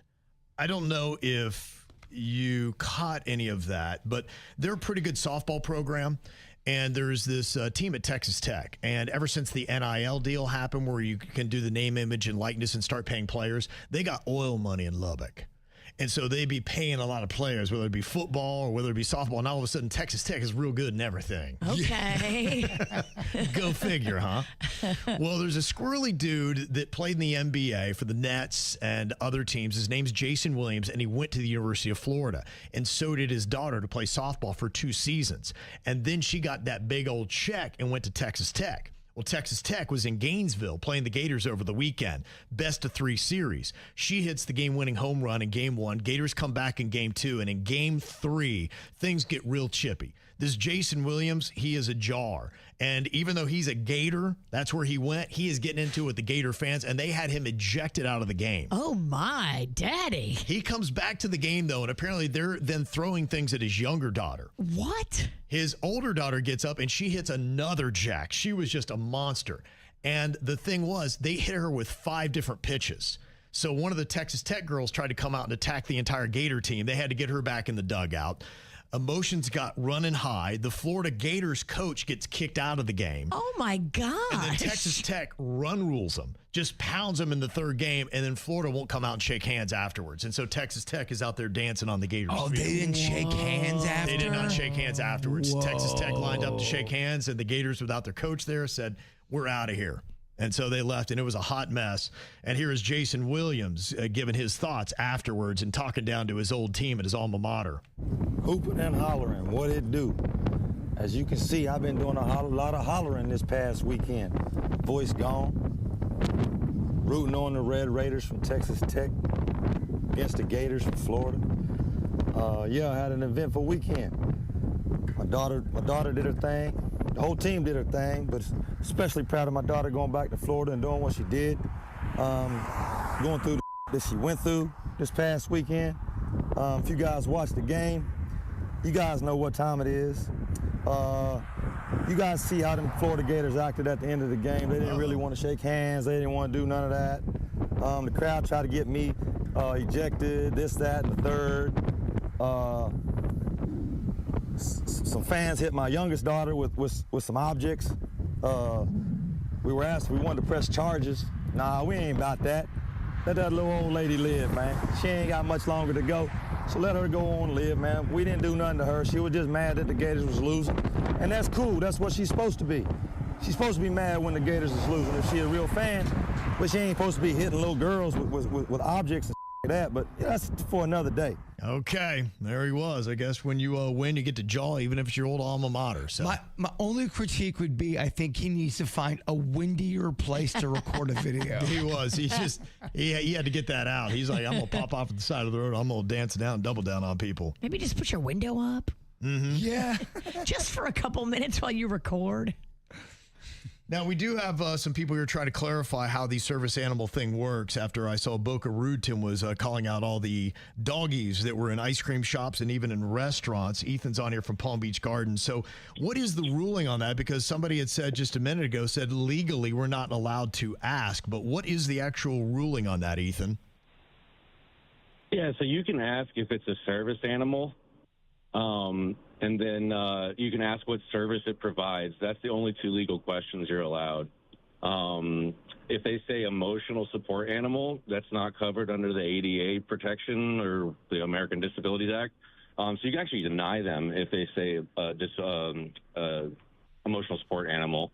But that's pretty much all you can do. Yeah, somebody said for the service dogs, there's a way you can see if they're legit. You can't ask about the disability, but you can ask what work or task the dog was trained to perform. Yeah, that's what he just said. Yes. What does the dog do? Yeah. Not what's your illness, but what does the dog do? You can insult the dog. You can't insult the person. you can question his abilities. Yeah, you can buy vests and tags and all this stuff on Amazon that says service dog. I mean, I'm sure there's a way of doing it, but restaurants, for one, I run a few of them. We're not investigating, but I have been places where they have signs out front that says if it's fake, we will fine you or we'll get you fined. But I honestly have no idea how to take it a step further. People are going to do it. It is what it is. Okay. Yeah, but do you see it being abused a lot? Oh, yeah, every single day. I had a guy trying to come into one of our businesses, and he's saying he was an emotional support animal, he was pacing around in front, wouldn't actually come in, and then eventually he goes, it's not an emotional support animal. I lied. I'm not going to go in there. This dog actually caused me more anxiety than anything.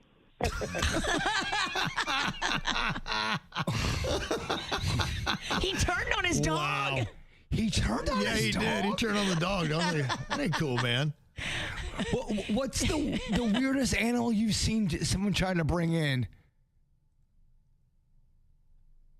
I've seen a lady with a bunny rabbit in a stroller once, and I told her, like, hey, you can't have the bunny rabbit. It was all, like, groomed up like a poodle, where it was, like, shaved on the side, had, like, the balls on the feet. Oh, boy. You got to take your bunny out of here. That bunny doesn't want to be going through all that. Yeah. People are insane, man. I thought it was like a baby doll at first because it was such a small little stroller. I didn't see anything in it. Like the little kid was pushing it. They're eating. I walked by. I'm like, oh my God, there's a bunny here. I was like, man, I'm like, you can't have the bunny here. What happened if the bunny starts bunnying and starts jumping around the restaurant while people are eating? Someone gets some delicious carrot cake and the bunny goes just awry. Oh, bunnies love carrot cake. That is wild, man. Well, thank you, Ethan. Crazy. Well, we were trying to figure out what we got called out for here today. Jbird ran into a guy in Target who was upset about something. It was either us talking about football players that people have never heard of, talking about AI, courtroom stuff, cannibalism, or Palm Beach Pete. I mean, look, he was nice. He was. But he had critiques. Okay. So, all right. Just trying to be helpful. It was more annoying, but. I'm guessing the AI, Virginia, thinks it's Palm Beach Pete. Were we right? Kevin's right. AI. People they just think that. And I hear people talk about that with everything. And they go, everyone's talking AI. Everyone's talking AI. I'm sick of hearing about AI. Yeah. And I'm like, well, get used to it because it's going to be around for a while. Yeah. I'd like to see the place where you can go where you can get away from it. I mean, that's why we're talking about it. Good luck. Mm-hmm. But yeah, some people have a problem with AI. I told you about the one relative. I sent a picture of my mom just waving, and they didn't like it. They thought it was too weird and creepy. Mm-hmm. Just some people aren't jiving with it. No, I hear you. I can't say I love it either, but I think it's just the reality that we're dealing with right now. And Aaron is on here from New York, who is a service animal handler. We see still a lot of abuse going on with that here in South Florida, especially. I don't know about New York, but you say that there are certain protocols that you have to follow, and you can actually be arrested if you abuse this, Aaron? Fined or arrested. I think it depends on the state you're in. But, yeah, I have a service dog, and all service dogs go through intensive training. And when I say intensive, I mean they spend at least a year or two in training, a lot of them. Sometimes even more, depending on what they're being trained for. And they all have to act a certain way. They can't whine in public. They can't growl. A lot of them have to get permission to use the bathroom. It is so intensive. They can't eat food off the ground. So when you go into an establishment and you claim that your animal is a service animal, they need to meet these behavioral standards. And if they don't, well, that's not a service animal. Yeah. I had an incident like that. I actually just like 2 weeks ago saw someone walk in with an animal, claim it was a service animal, and the animal was whining in this diner the entire time and yelping constantly and jumping on people, all things a service animal is not supposed to do. And I walked up to the waitress. I said, that's not a service animal. I don't care what they said. It's not a service animal. Call the cops. And they called the cops, and the person got fined. Wow. Did the dog get put in handcuffs? Take him to the kennel. He's like, what did I do? I don't even want to be here. Yeah. Fine for lying. Hope that dog's got a good lawyer. We got a text here too, Aaron. It said, I was grateful for Ethan, the last caller you had, to clear up the law, but most food worker experiences are going to be like what the first person said. There's no way a restaurant owner will let their employees ask any questions about a guest service animal and risk offending the guest. They may never come back. They'll tell all their friends to never go back. And I'll say every single employee hates watching people come in around the food with their dogs, but we just can't do anything about it. Especially, let's say you do question it and they are legit, and then they show you papers, and then they're going, this restaurant doesn't, they're so jerky, and they go on. Right, they make a video. Yelp, oh yeah. It gets like 3 million likes. Especially if you have somebody that goes there and spends money like a regular, you're going to give them some leniency. I think you just see a weakness in the system, and Boca is a very weak town when it comes to these animals, and you're going to continue to see them there because nobody's going to enforce it. Boca's so weak, yet Boca's so strong. But it is. They're weak in enforcement. They're strong in the personalities in that town. Attitude strong. And how important they think they are. Yeah. But so we all agree, if we see someone bringing a kangaroo into a restaurant and that kangaroo takes a dump, that's probably not a service animal. Probably not. Yeah. Probably not. I don't think you can have a service roo. Roo too far. Yeah. Probably not. It's the KVJ Dirt of the Day. It's the KVJ Dirt of the Day. Virginia, take it away. Because you know we need that Dirt of the Day. This Dirt of the Day is brought to you by my favorite closet people, closetsbydesign.com. Ray J was talking a lot of smack before his celebrity MMA fight on Saturday night and was knocked out with a right hook in the second round. I don't know. Ray J just seems like he's kind of on a weird run lately. Lately? He fought a YouTuber named Super Hot Fire. Wow. Yeah. Super Hot Fire knocked out Ray J with a right hook in the second round, forcing the referee to stop the match. And Ray J took to the pre-interview and the post-interview saying, we had an arranged plan. I was supposed to win. This thing was rigged. Oh, no way. What? What? Ray J? This is okay. So he was just talking. Okay. Oh, wow. He was playing, I told you. But I think he's doing this for like Trump.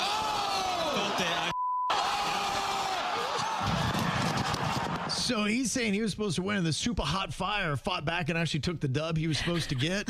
I guess. Yeah, he said they had a deal beforehand that he was supposed to win. So completely telling everyone that it was rigged. But then if it was so rigged, how come it didn't go that way? And he's the one that did the dog talk with Cam Newton, right? Yes, I think so. Yeah, to where it got to a point where it got so weird. I think he even had to address it like minutes later in the interview, going, "Hey man, I maybe I should have told that dog story." Yeah, it was out there, man. Ray J is too. They also had Johnny Manziel, who was a Heisman Trophy winner, just never made it in the NFL, and he was taking on that Bob Menery, who does funny little sports videos where he does the play-by-play announcing, but he throws in a lot of really dirty stuff with it. Yeah. And they fought, and it was the most unathletic competition I think I've ever seen in my life. It was pretty unreal. Johnny Manziel wound up winning, but said he'll probably never do it again. So did Manziel did he have a bad attitude and just did not cut it on the football field? Because I remember that name, and he was supposed to be great, right? He was kind of a hot dog. He got out of college early, probably too soon, then went to the NFL. He's a little undersized, and then he got cocky. He didn't put in the kind of work that you needed to. He started immediately hanging out with all the big names, or Tigers and all that kind of stuff, and he thought he'd made it, but more of a celebrity than an athlete. He fizzled out really quick in the NFL. Yeah, it's hard to be in the club every night, smoking stogies and drinking and partying. NFL's a much different level than college. Even if you played a big college, it's still a huge leap.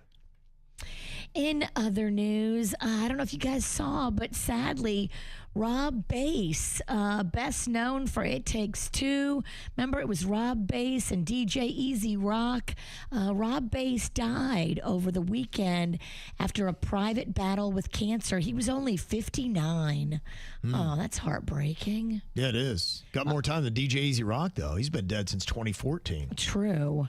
That's crazy. Those two grew up together in Harlem and started making music in the 80s. Mm-hmm. There's lots of tributes all over social media this weekend for Rob Bass. There's a banger, though. Always will be. Oh, rest in peace, Rob Bass and DJ Easy Rock. That's one of them rap songs I feel like everyone knows at least a certain part of it. They can go at least a couple lines at some point during that song. Totally. And finally here, just 24 hours or less than 24 hours after he wrapped up The Late Show, Stephen Colbert appeared on Michigan Public Access Television only in Monroe. And his guests included Eminem, Jack White, and Jeff Daniels, plus Steve Buscemi. Wow. You don't see that a lot on Michigan Public Access. Yeah, I don't think you're going to see Stephen Colbert going away. No, I don't either. Yeah, no. He's going to be around. No, and honestly, for me, it was kind of refreshing. I hadn't seen him a lot when he did The Late Show, but I used to watch when he did the Colbert Report on Comedy Central. I used to love him when he was on The Daily Show as a correspondent. I was like, this guy's naturally very funny. And it just felt like when he was doing this show, to me, at least what I saw, he still has that punch. It was very good. It was pretty entertaining. Here's a bit of the intro. Hello. Also welcome. It's time for another edition of Only in Monroe. I'm your guest, host, Stephen Colbert. Longtime viewers of Only in Monroe may remember that back in July of 2015, I filled in for the usual hosts, Michelle Bauman and Kaylani Ray Rafko Wilson. Still not sure how many people that is. Since I was last here in Monroe, Michigan, I spent 11 years as the primary host of The Late Show with Stephen Colbert on CBS, which came to an end last night. It's been an excruciating 23 hours without being on TV, so I am grateful to be able to be here on Monroe Community Media before they also get acquired by Paramount. It's truly a joy to be back in Monroe, Michigan. I had such a great experience the last time I was here to take a Michigander that I just had to come back Michigan. Mm-hmm. And he did a full hour there on the show. It was pretty good little watch. But what had happened was CBS got wind of it, and they were trying to shut it down really hard and fast. Because I was wondering as I was watching it, I'm like, there's a lot of comedy in this. It was a full straight hour. I'm like, you don't just come up with all that stuff right off the top of the dome. I'm like, this has the feeling of professional writers done in a very amateur setting, which made it pretty unique, but it's almost like an episode of The Office. And after watching it, I was like, I wonder if he had CBS staff helping with this. I wonder if this was pre-produced. And it likely was CBS studio. And that's what they said. Yeah. They're like, this is CBS property that you are putting, even if it is on cable access, now it's all over social media. And then the backlash on CBS was so harsh that they just backed off of it. They're like, all right, let them have this. Let them have this win. And the final episode was huge. There was over 6 million viewers that tuned into his final show on Thursday night. That was the biggest audience that he ever had on that show, including the debut. Well, there you go. The end of an era. Yes, it is. And that's what's going on in your dirt. Listen up, y'all, cause here's the sitch. It's time for another round of Do It, Bitch. Do it, bitch. Do it, bitch. Do it, bitch. Do it, bitch. Do it. Do it. Do it, bitch. Do it, bitch. Okay, here we go. It's Do It Bitch Day, y'all. It's Tuesday on the KVJ show. And what we got matching up here today is myself and Virginia, actually, are going to be taking on Jbird and Denny's. Our gamblers who are going to be driving up the odds are Virginia and Denny's. Bird and I get to respond today. Okay, that's how it shakes loose. Okay, so we're going to be starting off here, Virginia, you and I, you as the gambler. And the first topic that we got here is movies by The Rock. Okay. Movies by The Rock. Mm-hmm. Kevin can do 3. All righty. Movies by The Rock. I think Bird could do 5. Okay. Virginia. This is where it gets tricky. Oh, yeah. I don't know about Kevin doing 6. I do feel like Bird can do 5. You smell what the bird's cooking? Is that what you're saying? I do smell what the bird is cooking. I'm about to rock bottom Kevin's ass. You might. Gosh. I don't want to, but I got to go to 6. Okay. All right. Kevin knows 6 movies by The Rock. I'll say do it, Kev. Thank you. That was so the right move. You have become the people's champion. Very good. Fast and Furious, San Andreas Fault, Jumanji, The Scorpion King, Pacifier. Oh, you're dropping the pacifier. That's a tough one. That's so hard. That was hard. Yeah, I'm glad I did not have to do Did that. Scorpion King? Yeah. That's such an obscure. Moana. Oh, Moana. Yeah. I thought Vin Diesel did he might have. the baby one. They're the same person to me. The pacifier could They be. might be the same person. You're right. I think that is. That's Vin Diesel, yeah. Oh, boy. That's hard. That was a tough one. Yeah. Okay, next up, we're going professional golfers. All right, Dennis, you start on this one. Let's see. I'm going to kick this one off at. I'll start off at 4. 4 professional golfers. Okay, Virginia. Kevin can do 5. All righty. Male and female? We're doing any professional golfer. Mm-hmm. Professional golfer. We're at 5 right now. Damn, Danny, that was kind of a sexist comment. I just want to make sure we're counting everyone here because it does raise the number a little bit. We're at 5. Mm-hmm. I'm going to raise it to 6 then. Okay. Kevin can do 7. I say do it, Kev. You are the right guy for the job today. I'm not gonna... Hold on, kid. Hold on. Tiger Woods, Rory McIlroy, Jordan Spieth.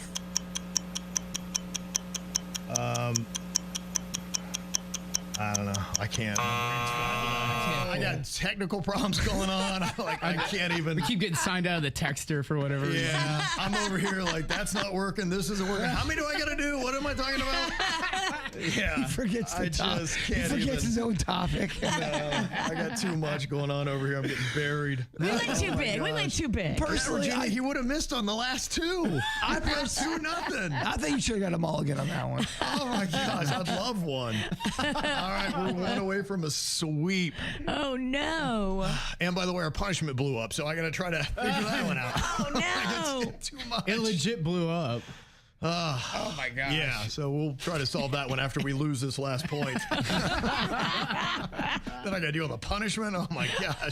I should have taken a 4-day weekend. Don't worry, me and Denny's can blow it in a horrible way. It can at the easily end. flip. Easily. All right. It's happened. Okay, bands that start with the letter L. Bands that start with the letter L. Okay, Virginia. Kevin can do 2. Okay. Let's think. I think of a few. I think Bird could do 4. I have to raise that one. Okay. Kevin can do 5. I'll say do it, Kev. We'll just see. We got the advantage at the Put moment. the pressure on him. He's a weak gazelle at this point. Our punishment exploded. Lemonheads, Live, Licorice, Lavender Girls, Lily Tomlin, Lakota. Did you say Lily Tomlin? Lily Tomlin, I heard that one. Yeah. I love her music. Sorry about that. I just missed the days when I didn't have to play and host. Yeah.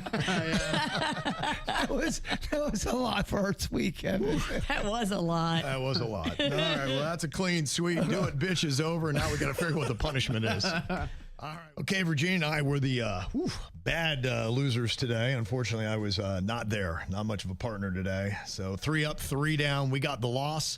The punishment today for the losers is they have to complete the rest of the show in varying accents that goes segment to segment. Oh, I am so mad I didn't lose this one. I know, right? This would have been so fun. Yep. So, what are we going to start with, Virginia? Maybe British? I agree, my lord. Okay. Boy, this is going to get tiring. I am so in for this. It's going to be a rough day, mate. No doubt about it. I might be more Australian than I am That's British. Australian. Yeah, I'm probably going to be more Australian than I am British, to be honest with you. But that's be somewhere in there. You know, something from The Crown is what it is I'm going to be going with here. Are you sure you want to do this for the rest of the show, my lord? Hey, that's the punishment, Virginia. Well, let me just tell you this. I think you both are doing a great job. And even though I didn't lose, I think I still may play along. He wants to be in it so bad. He would have FOMO if we didn't let him play. Virginia, not in the accent. Oh, sorry. He would have FOMO. Yeah, could you do me a favor and respect the damn game? Sorry. I felt like you were taking my place. All right, here's how we'll do it, right? So what you got to do is we got to talk in the accent for the incomplete segment, right? Okay. If you blow it one time, then the next segment you're coming up with another accent and you got to talk in it. Oh, you got to keep going. Right. Oh, no. Oh, boy, get on point. Cutting edge. Trying out something new. I respect it. I like it. Right. Well, one thing that happened the other night with the Stephen Colbert, I'm going to have to do Australian, man. I realize I can't do British. I'm more in a mood of Australian. Hey, listen, mate. No one's judging you. You're doing the best you can. You are doing the best you can, mate. A lot of dancing going on here for our first day back, right? Hey, look, here's the thing. No worries, mate. No worries. Oh, I got plenty of worries, mate. So many Whoever worries. said that's a lion. And I've gone to an Outback Steakhouse, and I had a lot of worries in an Outback Steakhouse. Oh, you're going to get some hate emails.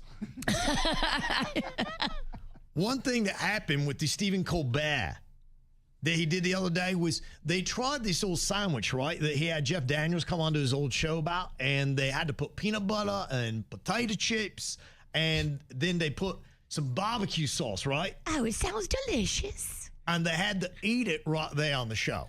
It sounds tangy. And I don't know about tangy. Okay. I love this bit. This is horrible. But it went a little something like this with them trying to eat this sandwich, right? Cheers. Oh. Yeah. Yeah. Okay. Honest reaction. Honest reaction. I would eat it.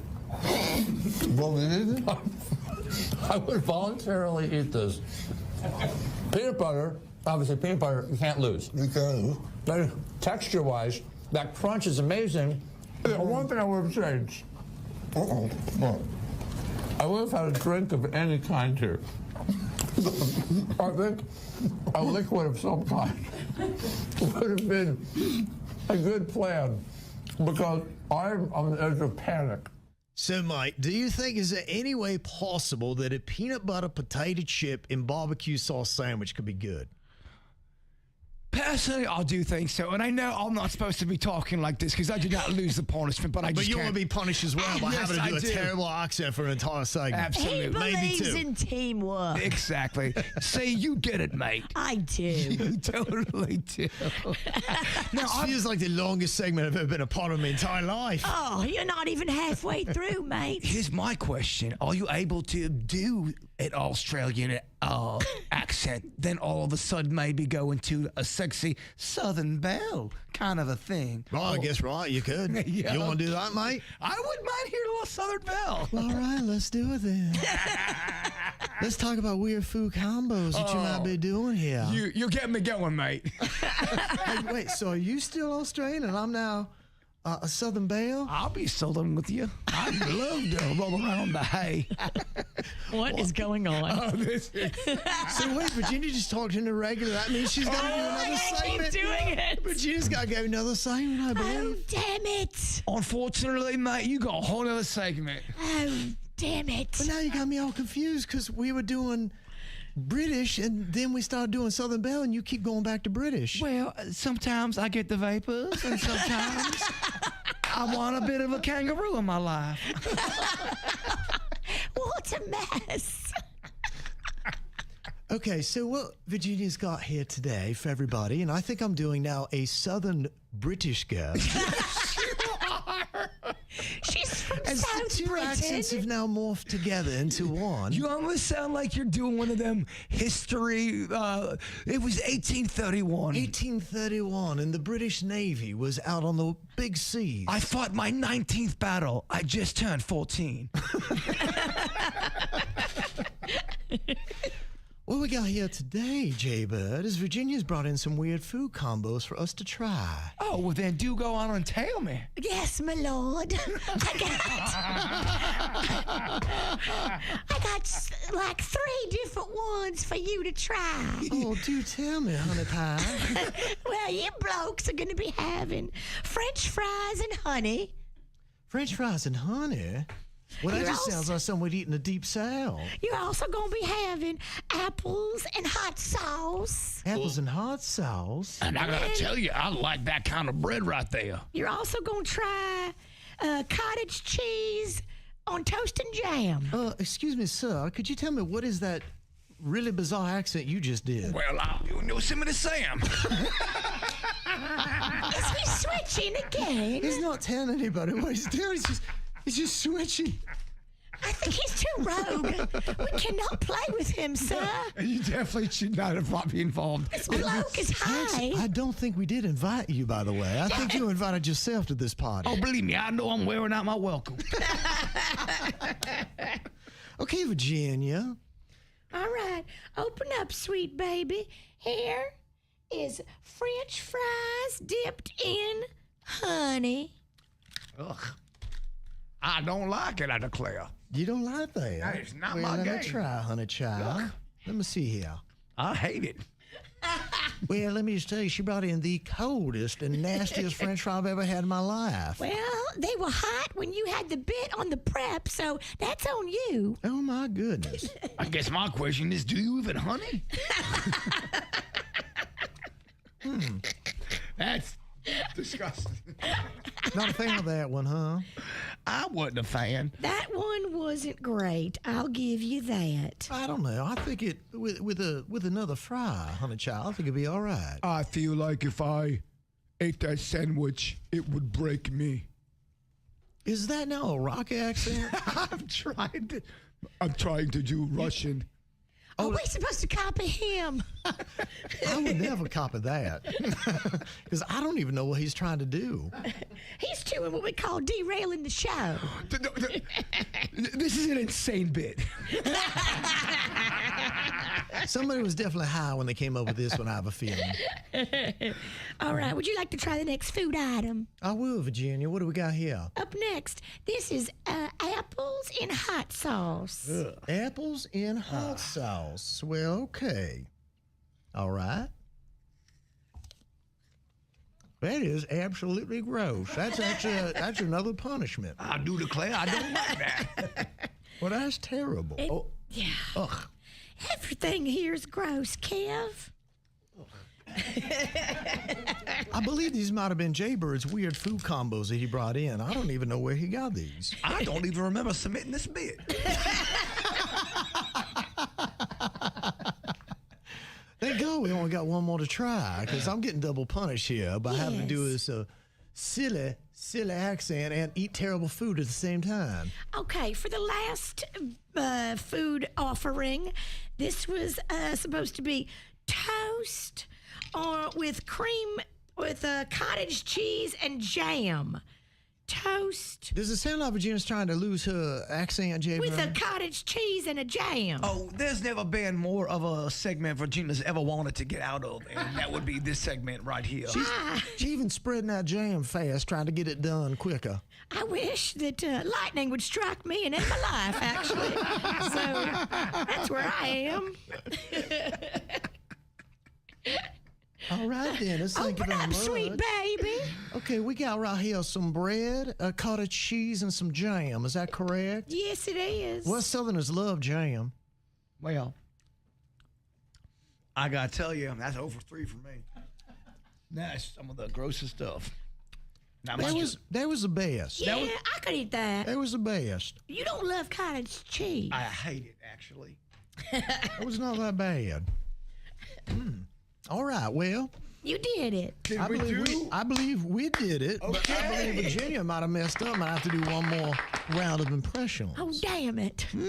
Oh, that would break her. Yeah. She would let her do a favorite, the angry French person. Because she's going to definitely be angry in this next segment. You could do a little Gripsley.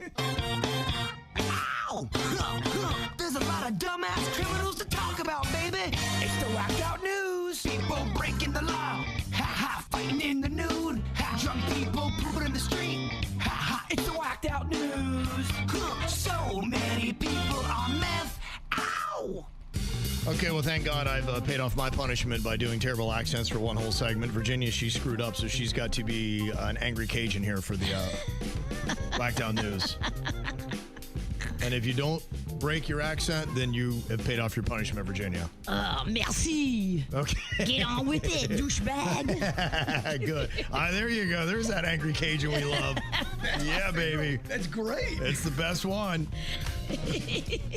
Well, this is a crazy crime in Jbird's hometown of Lake Park. 33-year-old Clayton Warren used a chainsaw to break into Collection Realm to steal $12,000 worth of Pokemon cards. Sacre bleu. These Pokemon cards are making people go crazy, y'all. I was at some things over the weekend, and you can just tell they are... Whether they went away or not, people are losing their minds over these Pokemon cards. Yeah, you can see this cat Clayton on video using a chainsaw cutting a triangle-shaped hole in the store's front glass window after he tried to break it with a rock. Then after he created the hole, he stole $12,000 worth of cards.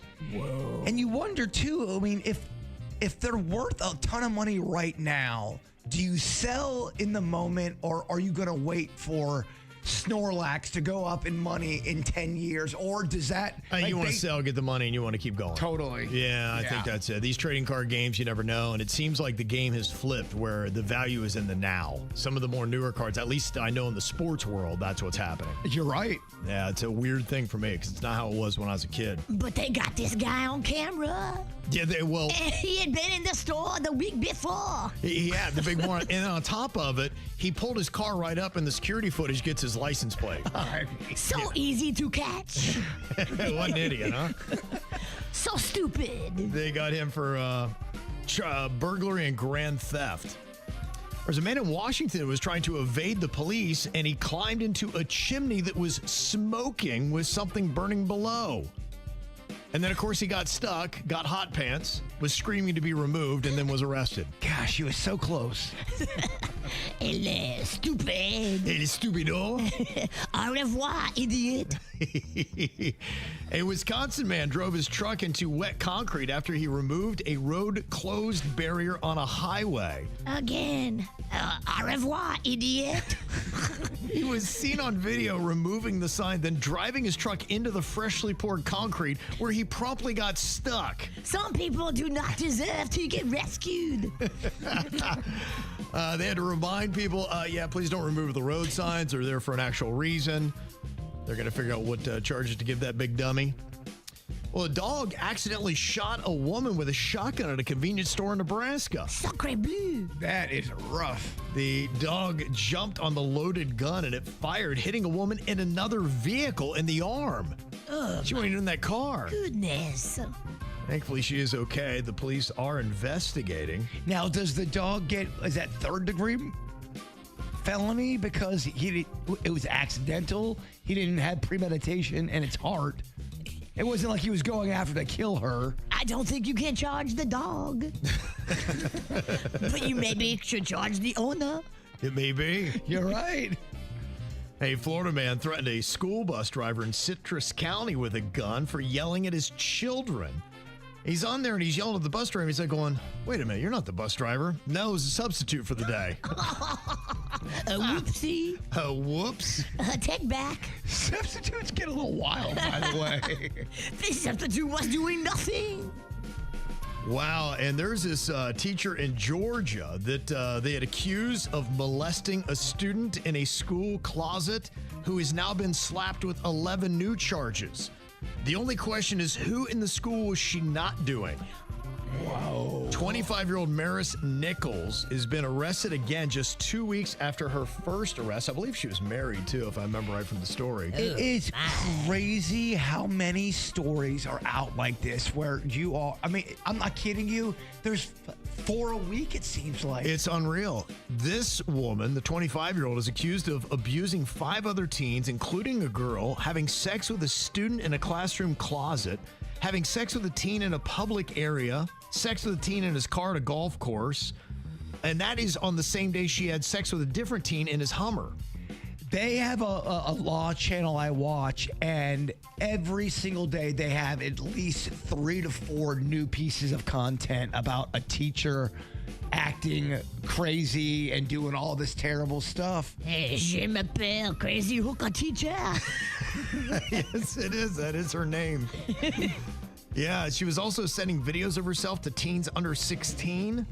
And then she sent photos to a girl and told her to watch 50 Shades of Grey. Oh, excusez-moi. Yeah. How about that, huh? Well, the 44-year-old paraglider from Upper Austria survived a terrifying midair collision with a small aircraft over the Austrian Alps. I don't know if you saw this, but the plane tore through her paragliding line, shredding her sail and sending her into a free fall before she deployed her reserve chute. What the heck, man? How crazy is that? Listen to this. It was wild.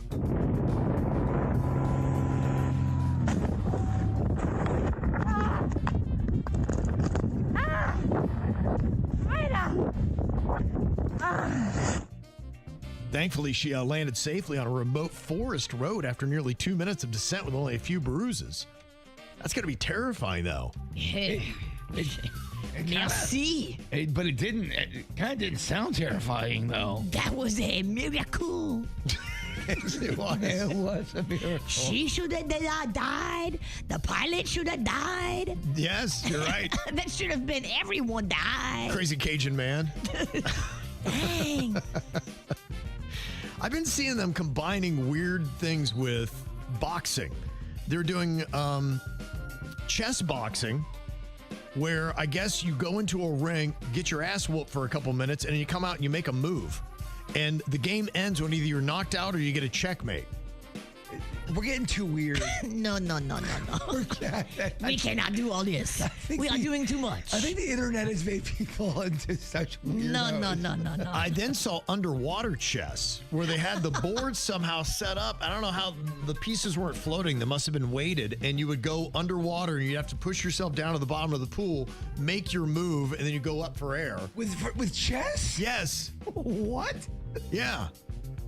And then I saw 2 guys that were fighting in a phone booth. I think it's something they do in Russia. Phone booth fights? And it does not last long. It is like a 45-second intense match, and then somebody ends up unconscious. I would like to see that. What? A fight in a phone booth? Yeah, not a fart. Because that's bad. Fight, not a fart. I'd rather take... But they may fart, too. I don't know. I'd rather take the fight than the fart. Is there video of this? Yes, there is. Yes, I'll find that for you, because it is insane. That's insane. S'il vous plaît. Oh, there's nowhere to run. You're stuck in this box. Yeah, it's pretty nutty. And good news, if you're tired of bunk carts at Target, they are reimagining their shopping carts nationwide. They say the new all-plastic carts are going to have smoother maneuverability and ergonomic handles, increased basket space, and larger cup holders. There's a shopping cart issue across this country, I think. Not all shopping carts are created equal. Well, they get left out in the rain. What do you want? Yeah, me too. They're not working well. They're not working well. What are you thinking about? What are you thinking about? What's on your mind? Are you thinking about? What are you thinking about? It seemed pretty insane, but insane is what they do in Miami. I saw there was an opening for this new grocery called Nude Miami. It's on Brickell Bay Drive, and it has organic groceries, prepared foods, smoothies, coffee and matcha, and wellness products. And they claim that it's going to be the healthiest grocer in America. And when they opened it up, as they always do in Miami, there were lines, and they had a bouncer to give you the chance to go shop. Huh? I'm like, what is this? You've got a bouncer now at a grocery store? I don't do well with bouncers, guys. Is this trying to be like that Air One? Because they charge crazy prices, and people love it, and they make videos about it, and now it's a thing. Yeah, I'm trying to figure out what this thing is all about, because I even went to their website, and it's nothing but a front page. It doesn't take you any further than just Nude Miami, where it says everything they have to offer. It's almost like, I don't know, like, your website doesn't work. You guys aren't even ready. That's weird. It is weird. But yeah, it was a big, long line. I'm like going, okay, is this even legit? I've never even heard of Nude. Have you ever heard of Nude? Never. They did an article about it in the Miami Herald. They said it's a new grocery store hitting Miami's Brickell corridor. It's all about to go au natural. It's what I do as soon as I walk in my house. Get right to be a nude. Nude. I mean, it's under 30 seconds. Is anybody in the store naked? Like, is that what it is? Or is it just... It's about their food. Think bare, as in free from additives like artificial flavors and colors, GMOs. Gotcha. And chemical preservatives. All right. I'm thinking we are going to see, He thinks he's going to see boobies. a couple of, heads of lettuce, if you know what I'm saying. A couple melons. Yeah, there you go. They say all the founders are in their mid-20s, first-time grocers. One of them is a Miami native. Interesting. Who somehow got a lot of seed money to open this place up. I wanted to look to see exactly how much they're going to be charging, because I remember my daughter's telling me she went to this place, which it sounds like it would be like the Air One, like you'd mentioned in Los Angeles, where all the Biebers go and all that stuff, and pay, what was it, like $35 for a smoothie, something like that. It's crazy. Just like absolutely insane. $18 strawberry, one strawberry encased in this like special case. Yep. You buy it, it's $18 for one strawberry. Also, too, be careful of the hot casings of a healthy place. You will accidentally buy yourself a $57 salad. I can't imagine how much their like hot bar would be. Hot bar, you got to be. I mean, I'm not kidding you. I went to, it was Whole Foods, and I did not understand Whole Foods at all. Like, I really did not get it. And I think it was like $58 for my salad. There's a lot of these places that are really starting to sound like the same thing, because I'm like, all right, well, what's the difference between Sprouts? And they're opening up. In fact, they just opened up in Coconut Grove, their 7th South Florida store. So Sprouts is all over the place. And so they asked them, and they said, okay, well, what's the difference between Nude Miami and Sprouts? They said, we're more like a boutique organic grocer and cafe. Whatever that means. All right. Isn't that what Sprouts is? You're turning me off. Yeah, I'm not. I'm trying to pay less for groceries, not more, so I will not be at Nude. Yeah, you're making it sound way too fancy to go grocery shopping. It's on the ground level of the 85-story Panorama Tower, so it sounds just like Jbird's kind of place. Oh, wow. Cool. Healthy food, and it's up high? Can't wait. No, it's on the ground floor. Oh, it's on the ground floor. I'm not a good listener. If you can live there, though, and afford whatever it costs to live there, maybe money is no object. It just sounds like they're trying to build up a lot of hype around this. I mean, come on, coming up with the gimmick of having a bouncer out there. And maybe, who knows, people in their early to mid-20s that have all that influencer money are willing to pay $35 for a smoothie just so they can post up that they went to Nude Miami. Oh my gosh, look everyone, I'm here at Nude Miami. But just that part of the world, nothing feels real in there. Like there's that like 10-block radius. I'm like, I don't think this is real life. Oh, I'm aging out of Miami. Having a bouncer at a grocery store sounds a little out of touch to you. You couldn't even believe the line. I'm like, what are these people doing? There were so many people. Now, I don't know if they just invited all their friends and every influencer, probably what it was, but I'm like, come on, you need a bouncer for a grocery store? That's just so ridiculous. It's peak Miami is what it is. No, and I wonder if the bouncer does that thing where, when the bouncer's getting kind of excited, they get to kick a little ass. They do that thing with their neck, like getting ready to pummel. Hopefully, no 20-something little cute girly influencers got punched by a bouncer. Yeah, but you never know. You never know. I want to get jumped. You never know. In the frozen food section. You got the young, cute little girls like that, but then you got the guys that are hitting themselves in the face with hammers. So. Oh, my gosh. You're right. And maybe that's why you need a bouncer. You never know who's going to come in with a hammer. Bird, what you got on your mind today? I got to give a big shout out for our sweet Denny's. Look at what he got me. He got me these toys. They are Count Chocula as a figure, and you open it up, and look at that.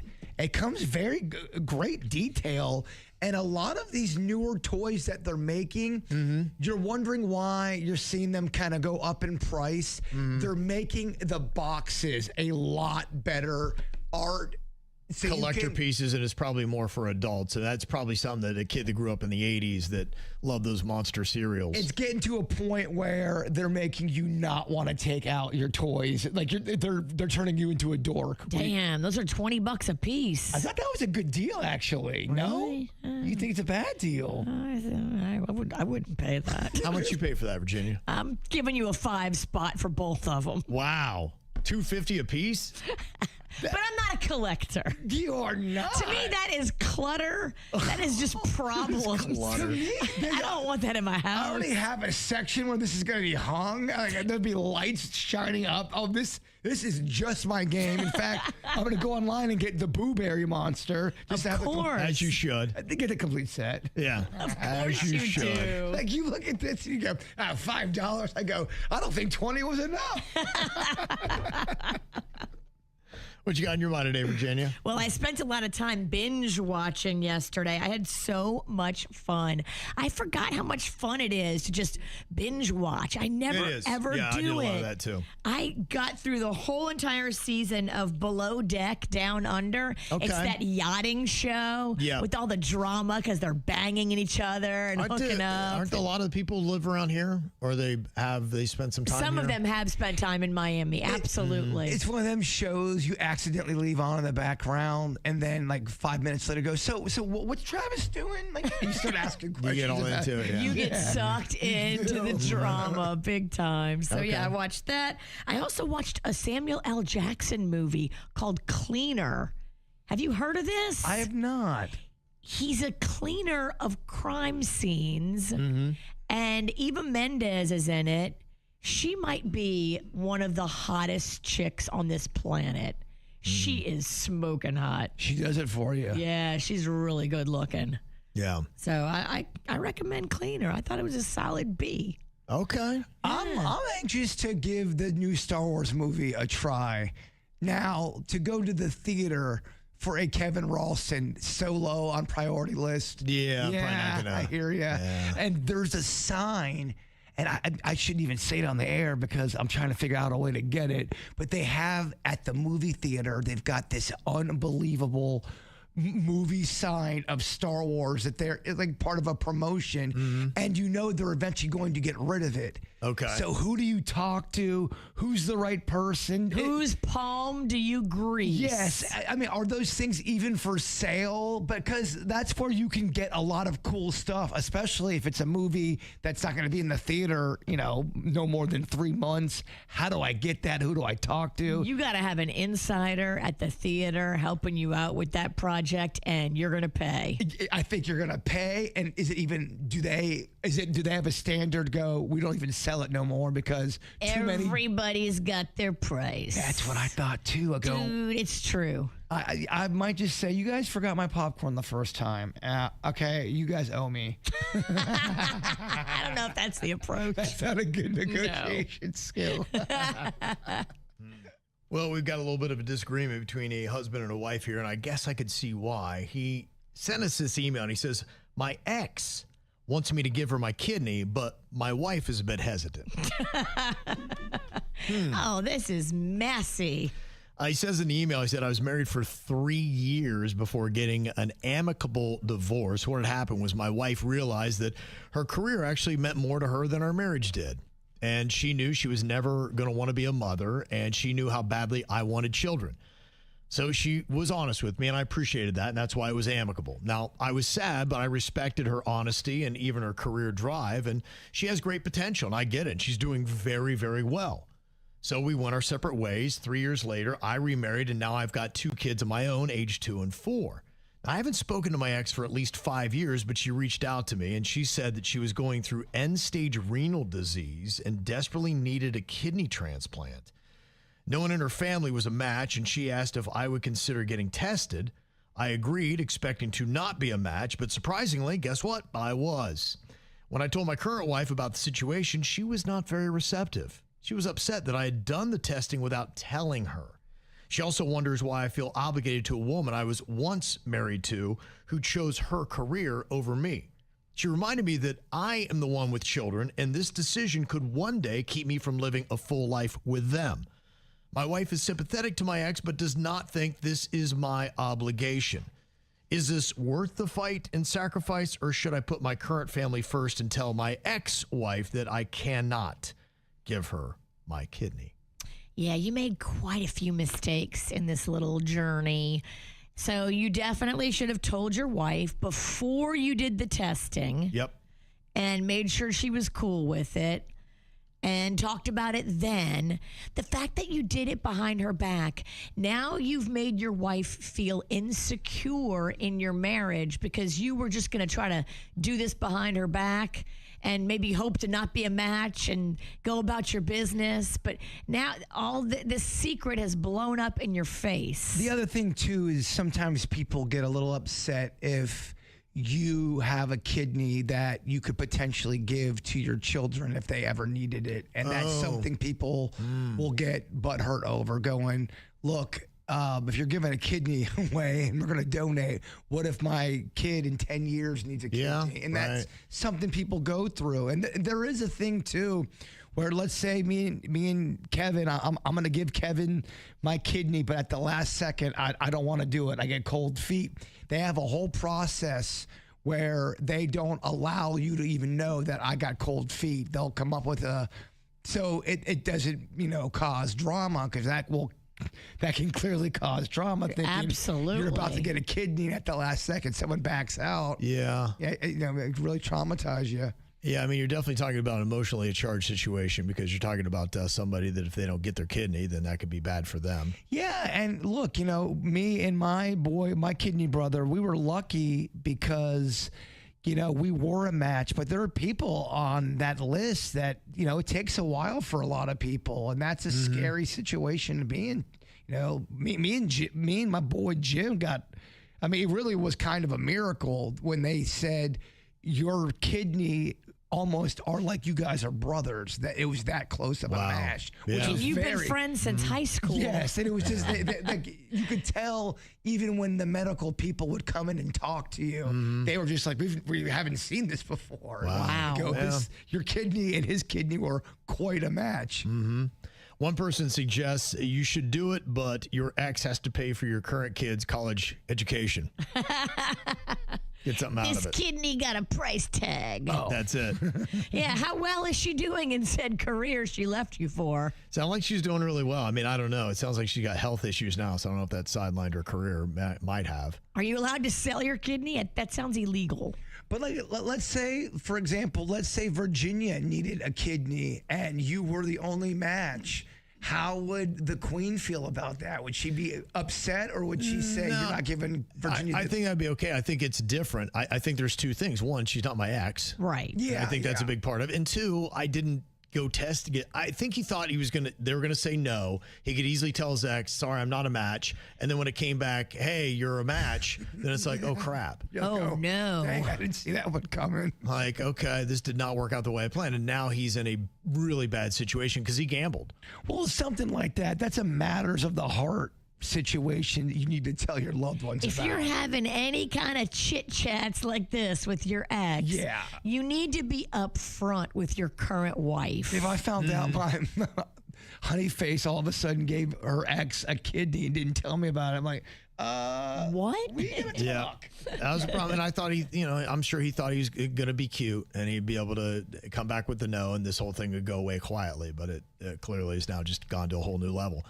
But regardless, I asked KVJ TV, should this guy be giving his ex-wife his kidney? Now he's married, got 2 kids that are young. 85% of people say no. Yeah. I figured those numbers would be pretty high. It's really going to be his wife and him's decision to come together. And it sounds like your wife does not want you to do this. Well, I think she's got to be the first person. If this happened, you have to go immediately to her and be like, hey, well, here's what's going on. My ex is in a very dire situation. And we left okay. She's a decent person. We just weren't right because we wanted different things out of life. Do you mind if I get tested to see if I'm a match? And if I am, can I give her my kidney? And that's the only way you can do it. And then if she says no, but yeah, I think some people be like, well, it's your body, your choice. But, I think that your partner should have a say in something like this. You're married, so you've entered into a contract where you're doing things together. Mm-hmm. What he did is he did this without her. Yeah. He didn't do this decision together. And your wife feels like, wait a minute, what the hell's going on here? And she's also like, too, what if I need a kidney in 10 years? Right. Yeah, that's an interesting thought, too. You're right. Because then, if you have your children, she may be like, you never know. Our kids could need a kidney, and you could be that one donor. And what? It's gone to your ex? Don't have one? Every situation's different. My I was a single guy who didn't have kids. Mm-hmm. This is a completely different kind of a game.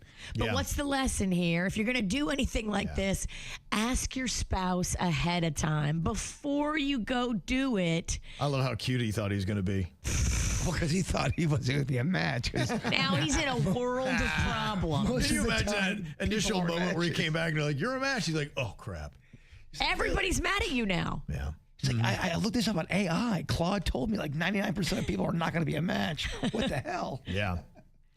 Well, that is one of those things. And if there's anything to be mad at his ex for, you got to talk about kids. And maybe she just realized she got in her career and is looking more lucrative. And she was just like, you know what? I realize you're not that awesome. And I don't think I want to have children with you. And I want to pursue this career. But that's got to be one of those, to me, that is a non-negotiable. You got to be on the same page with that. I don't think too often people put that forward enough because they're having a good time. Like, we have a good time together, right? But, I mean, life gets a little bit more in-depth and complex. Oh, life is going to life. It is. Life is going to life. So I'm just kind of curious, that would be one of those dating non-negotiables for a lot of people. But do you have one that's a little bit odd where if this person isn't into this, there's no way we could be together? Now, I got some, and I don't know if they're necessarily so weird. One of mine, though, where I am now in life, I couldn't date a smoker. That'd just be one. I don't think that's weird. I think probably a lot of people are that way now, the way they're set. But it really makes me nauseous fast. And I think it'd be like, you don't want to be with me, I don't want to be with you. It's just not going to work out. Smoker would be bad. Yeah. I feel like a fighter would be worse. You know how some people just like to fight? And they're always starting an argument, and you're always in this relationship where now you're fighting all the time. Like, no. If you want to fight, if you're a fighter, kick rocks, buddy. Yeah, see, I have a different take. I would rather, I think I fear more of the farter than the fighter. Yeah, okay, yeah. I don't mind a farter. To me, farting is natural. Fighting is douchey. I'm kidding. I think when people are overly celebrating their burps to the point where it intrudes your own peace. If someone burps, I think some hot chicks think it's a thing dudes. Well, they're testing just how hot they think they are. Yeah, almost like, oh my gosh, look at me, I can burp. You think it's so cute. And you still think it's hot, yeah. And I'm like, no, I'm pretty grossed out right now. Right, yeah. I mean, we all burp. Well, that's saying you can't burp. It's the celebrator. One person texted, they said, I couldn't date somebody that has a nut allergy. I love peanut butter to the next level. Well, that would be paranoid. Like, I would always be thinking I'm about to kill my partner. Well, they don't want to give up their peanut butter, but you're right. They'd be terrified the entire time that they're with them that they're going to do something to kill them with a nut allergy. You just have to eat your nuts in secret away from home. But like, well, what if you are making something and you have no idea there's any kind of peanut whatever? Like, that would stress me out so bad. Yeah. Thinking I'm about to kill somebody going, is there peanuts in these Honey Nut Cheerios? That's heavy. Because I think that, yes, there are. Then I'm a murderer. Somebody else texted in and said, back in high school, I dated a guy named Kelly. That was inconvenient because that's also my sister's name. So I will not name anybody that has the same name as my mom or sisters. Yes, I get it. Imagine all the confusion for that time they're dating. It's a lot. Somebody else said, I can't date a guy with long fingernails. Non-negotiable. Oh, yes. I agree 100%. What about the guy with long toenails that loves wearing flip-flops? No, sir. Put your gamey ass foot in a shoe, closed toe. What are you doing? It's like 45% of Florida. I can't. Somebody said my weird dating non-negotiable. She has to believe that dinosaurs existed. That was an odd conversation with an ex. Okay. Yeah, some people, they don't believe that there were dinosaurs. Some people think that, no, dinosaurs weren't in the Bible, so dinosaurs didn't exist. It's tough when I have to have those conversations in my dinosaur garden. Yeah, right. Somebody said my weird non-negotiable is somebody who will not attend therapy. Yeah, if there's problems, we got to go. It is really, that's a really good question to ask, honestly. See where somebody stands on therapy, because I have seen that too often where people get in these type of relationship problems that only really therapy could get through, where you need to have somebody that is bipartisan in this that can give you a ruling. And it's typically the person that's wrong that never wants to go because they don't want to hear about it. It's the evil narcissist person that's in the relationship that's like, no, I'm not going to therapy, because they know the therapist is going to tell them they're doing everything wrong. But I've also seen, look, at the end of the day, therapists are human too. And just like any profession, there are good therapists and there are bad therapists. And all I would say is, if it doesn't work out on your first therapist, try somebody that you can connect with, because not everyone jives with. I mean, you're talking about intimate things going on in your heart and your head. You got to make sure you're able to trust that person. And they have ratings now for doctors. You can go on and read reviews of physicians. That's not a bad idea if you're looking for a therapist, to go read what people are saying about that person. Unless you are the competition of the therapist across the street. This therapist is terrible. Do not go to them. What do you think about somebody who's dating non-negotiable is, I cannot be with somebody who believes in aliens?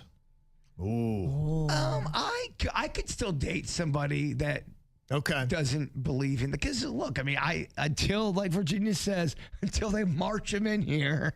Which feels like it's coming. It's coming. Oh, it's coming. I feel like they've started marching and they're just on their way. But it is if you believe in the universe and other creatures out there, it is a tough debate to go through with someone who doesn't believe. Mm-hmm. Somebody else said that my dating non-negotiable is they must love Shrek 2. Okay. Shrek 2, just 2. Okay. None of the other Shrek movies? Nope, just Shrek 2. Yeah, Shrek 2. Shrek 2. We've talked before about that odd life metric that you would love to know. Jbird, how many pieces of pizza has he eaten in his life? How many beers has Virginia knocked down, or alcoholic beverages? How many farts have you blasted off? All this kind of weird things. Just be like, I kind of wish I knew that number. But here's one of those odd life metrics. Charlie Sheen actually knows the number too. He can tell you how many miles of cigarettes he smoked in his life. And here's how he breaks down the math. I smoked for 33 years, and I started on Platoon because Oliver wanted Oliver wanted the character to smoke. Yeah. Yeah. And so I figured out that there's 20 in a pack. They're 3 inches, right? Mm-hmm. So what's that, 5 feet? Something like that. 60 inches, right? Yeah. So times 2, so it's 10 feet, times 7, times 365, times 10. So I did all the math. Right. Yeah. And it turned out to be 24, if you line them up tip to tip. Right. Like 24 and a half miles. Wow. Of cigarettes. That's what I smoked. That's crazy. Like, I smoked a marathon and never ran one. And honestly, it sort of sounds like he's bragging. Yeah. Oh, yeah, I think he is. Yeah. He's done all that damage to his body. It's amazing. He's still here, y'all. He is still standing. He looks better than ever. He really does. You can tell he's clean and fresh. I think he's on a lot of medication too. Is he? Well, I think he's got some medical issues. Okay, I don't know how he wouldn't. Doesn't he? I thought he had HIV. No. Yeah, but there's medicine now that can make it undetectable. Yeah, so I think he's cleaned up a lot of his He ways. looks phenomenal. I was looking at him like, He's never he looks been better. really good. I'm like, for a guy that's done all those things to his body. You know, he was telling that story about how the cartel shut him down because they thought he was dealing cocaine. He was doing so much of it. They thought he was taking all the cocaine they were giving them, reselling it. They're like, we're not cool with that. He's like, no. It's personal consumption. I'm actually like, there's no way you're consuming this much cocaine. They didn't believe him. He said, watch me. The cartel had to come visit and be like, all right, I guess you're doing that much cocaine. They didn't realize they were dealing with the warlock. You're right. He's a different animal. Unbelievable. Smoked 24.5 miles of cigarettes in his life. So there you go. An interesting stat. We got more KVJ going to be coming your way on the After the Show. You can watch it live on YouTube, Facebook, Instagram, and Twitch. You can also check it out on demand. We're also on Spotify, YouTube. You can watch it as well anytime you want. In fact, we got episodes for years right there on our KVJ Show YouTube. Same thing with the Spotify. You can actually now watch the KVJ Show and the segments that we post up there. You can tell the year usually by how bad my crow's feet are. Yes, right. All of us. You're definitely seeing the aging going on. You're hiding behind them glasses today, big dog. Oh, I look like who did it and ran. All right, well, here's your big chance to shine, Jbird. Your thought for the day. Bad chapters do not erase a great story. Oh, okay. Yeah. I like that. They just make the book kind of questionable. The KVJ Show on 97.9 WRMF.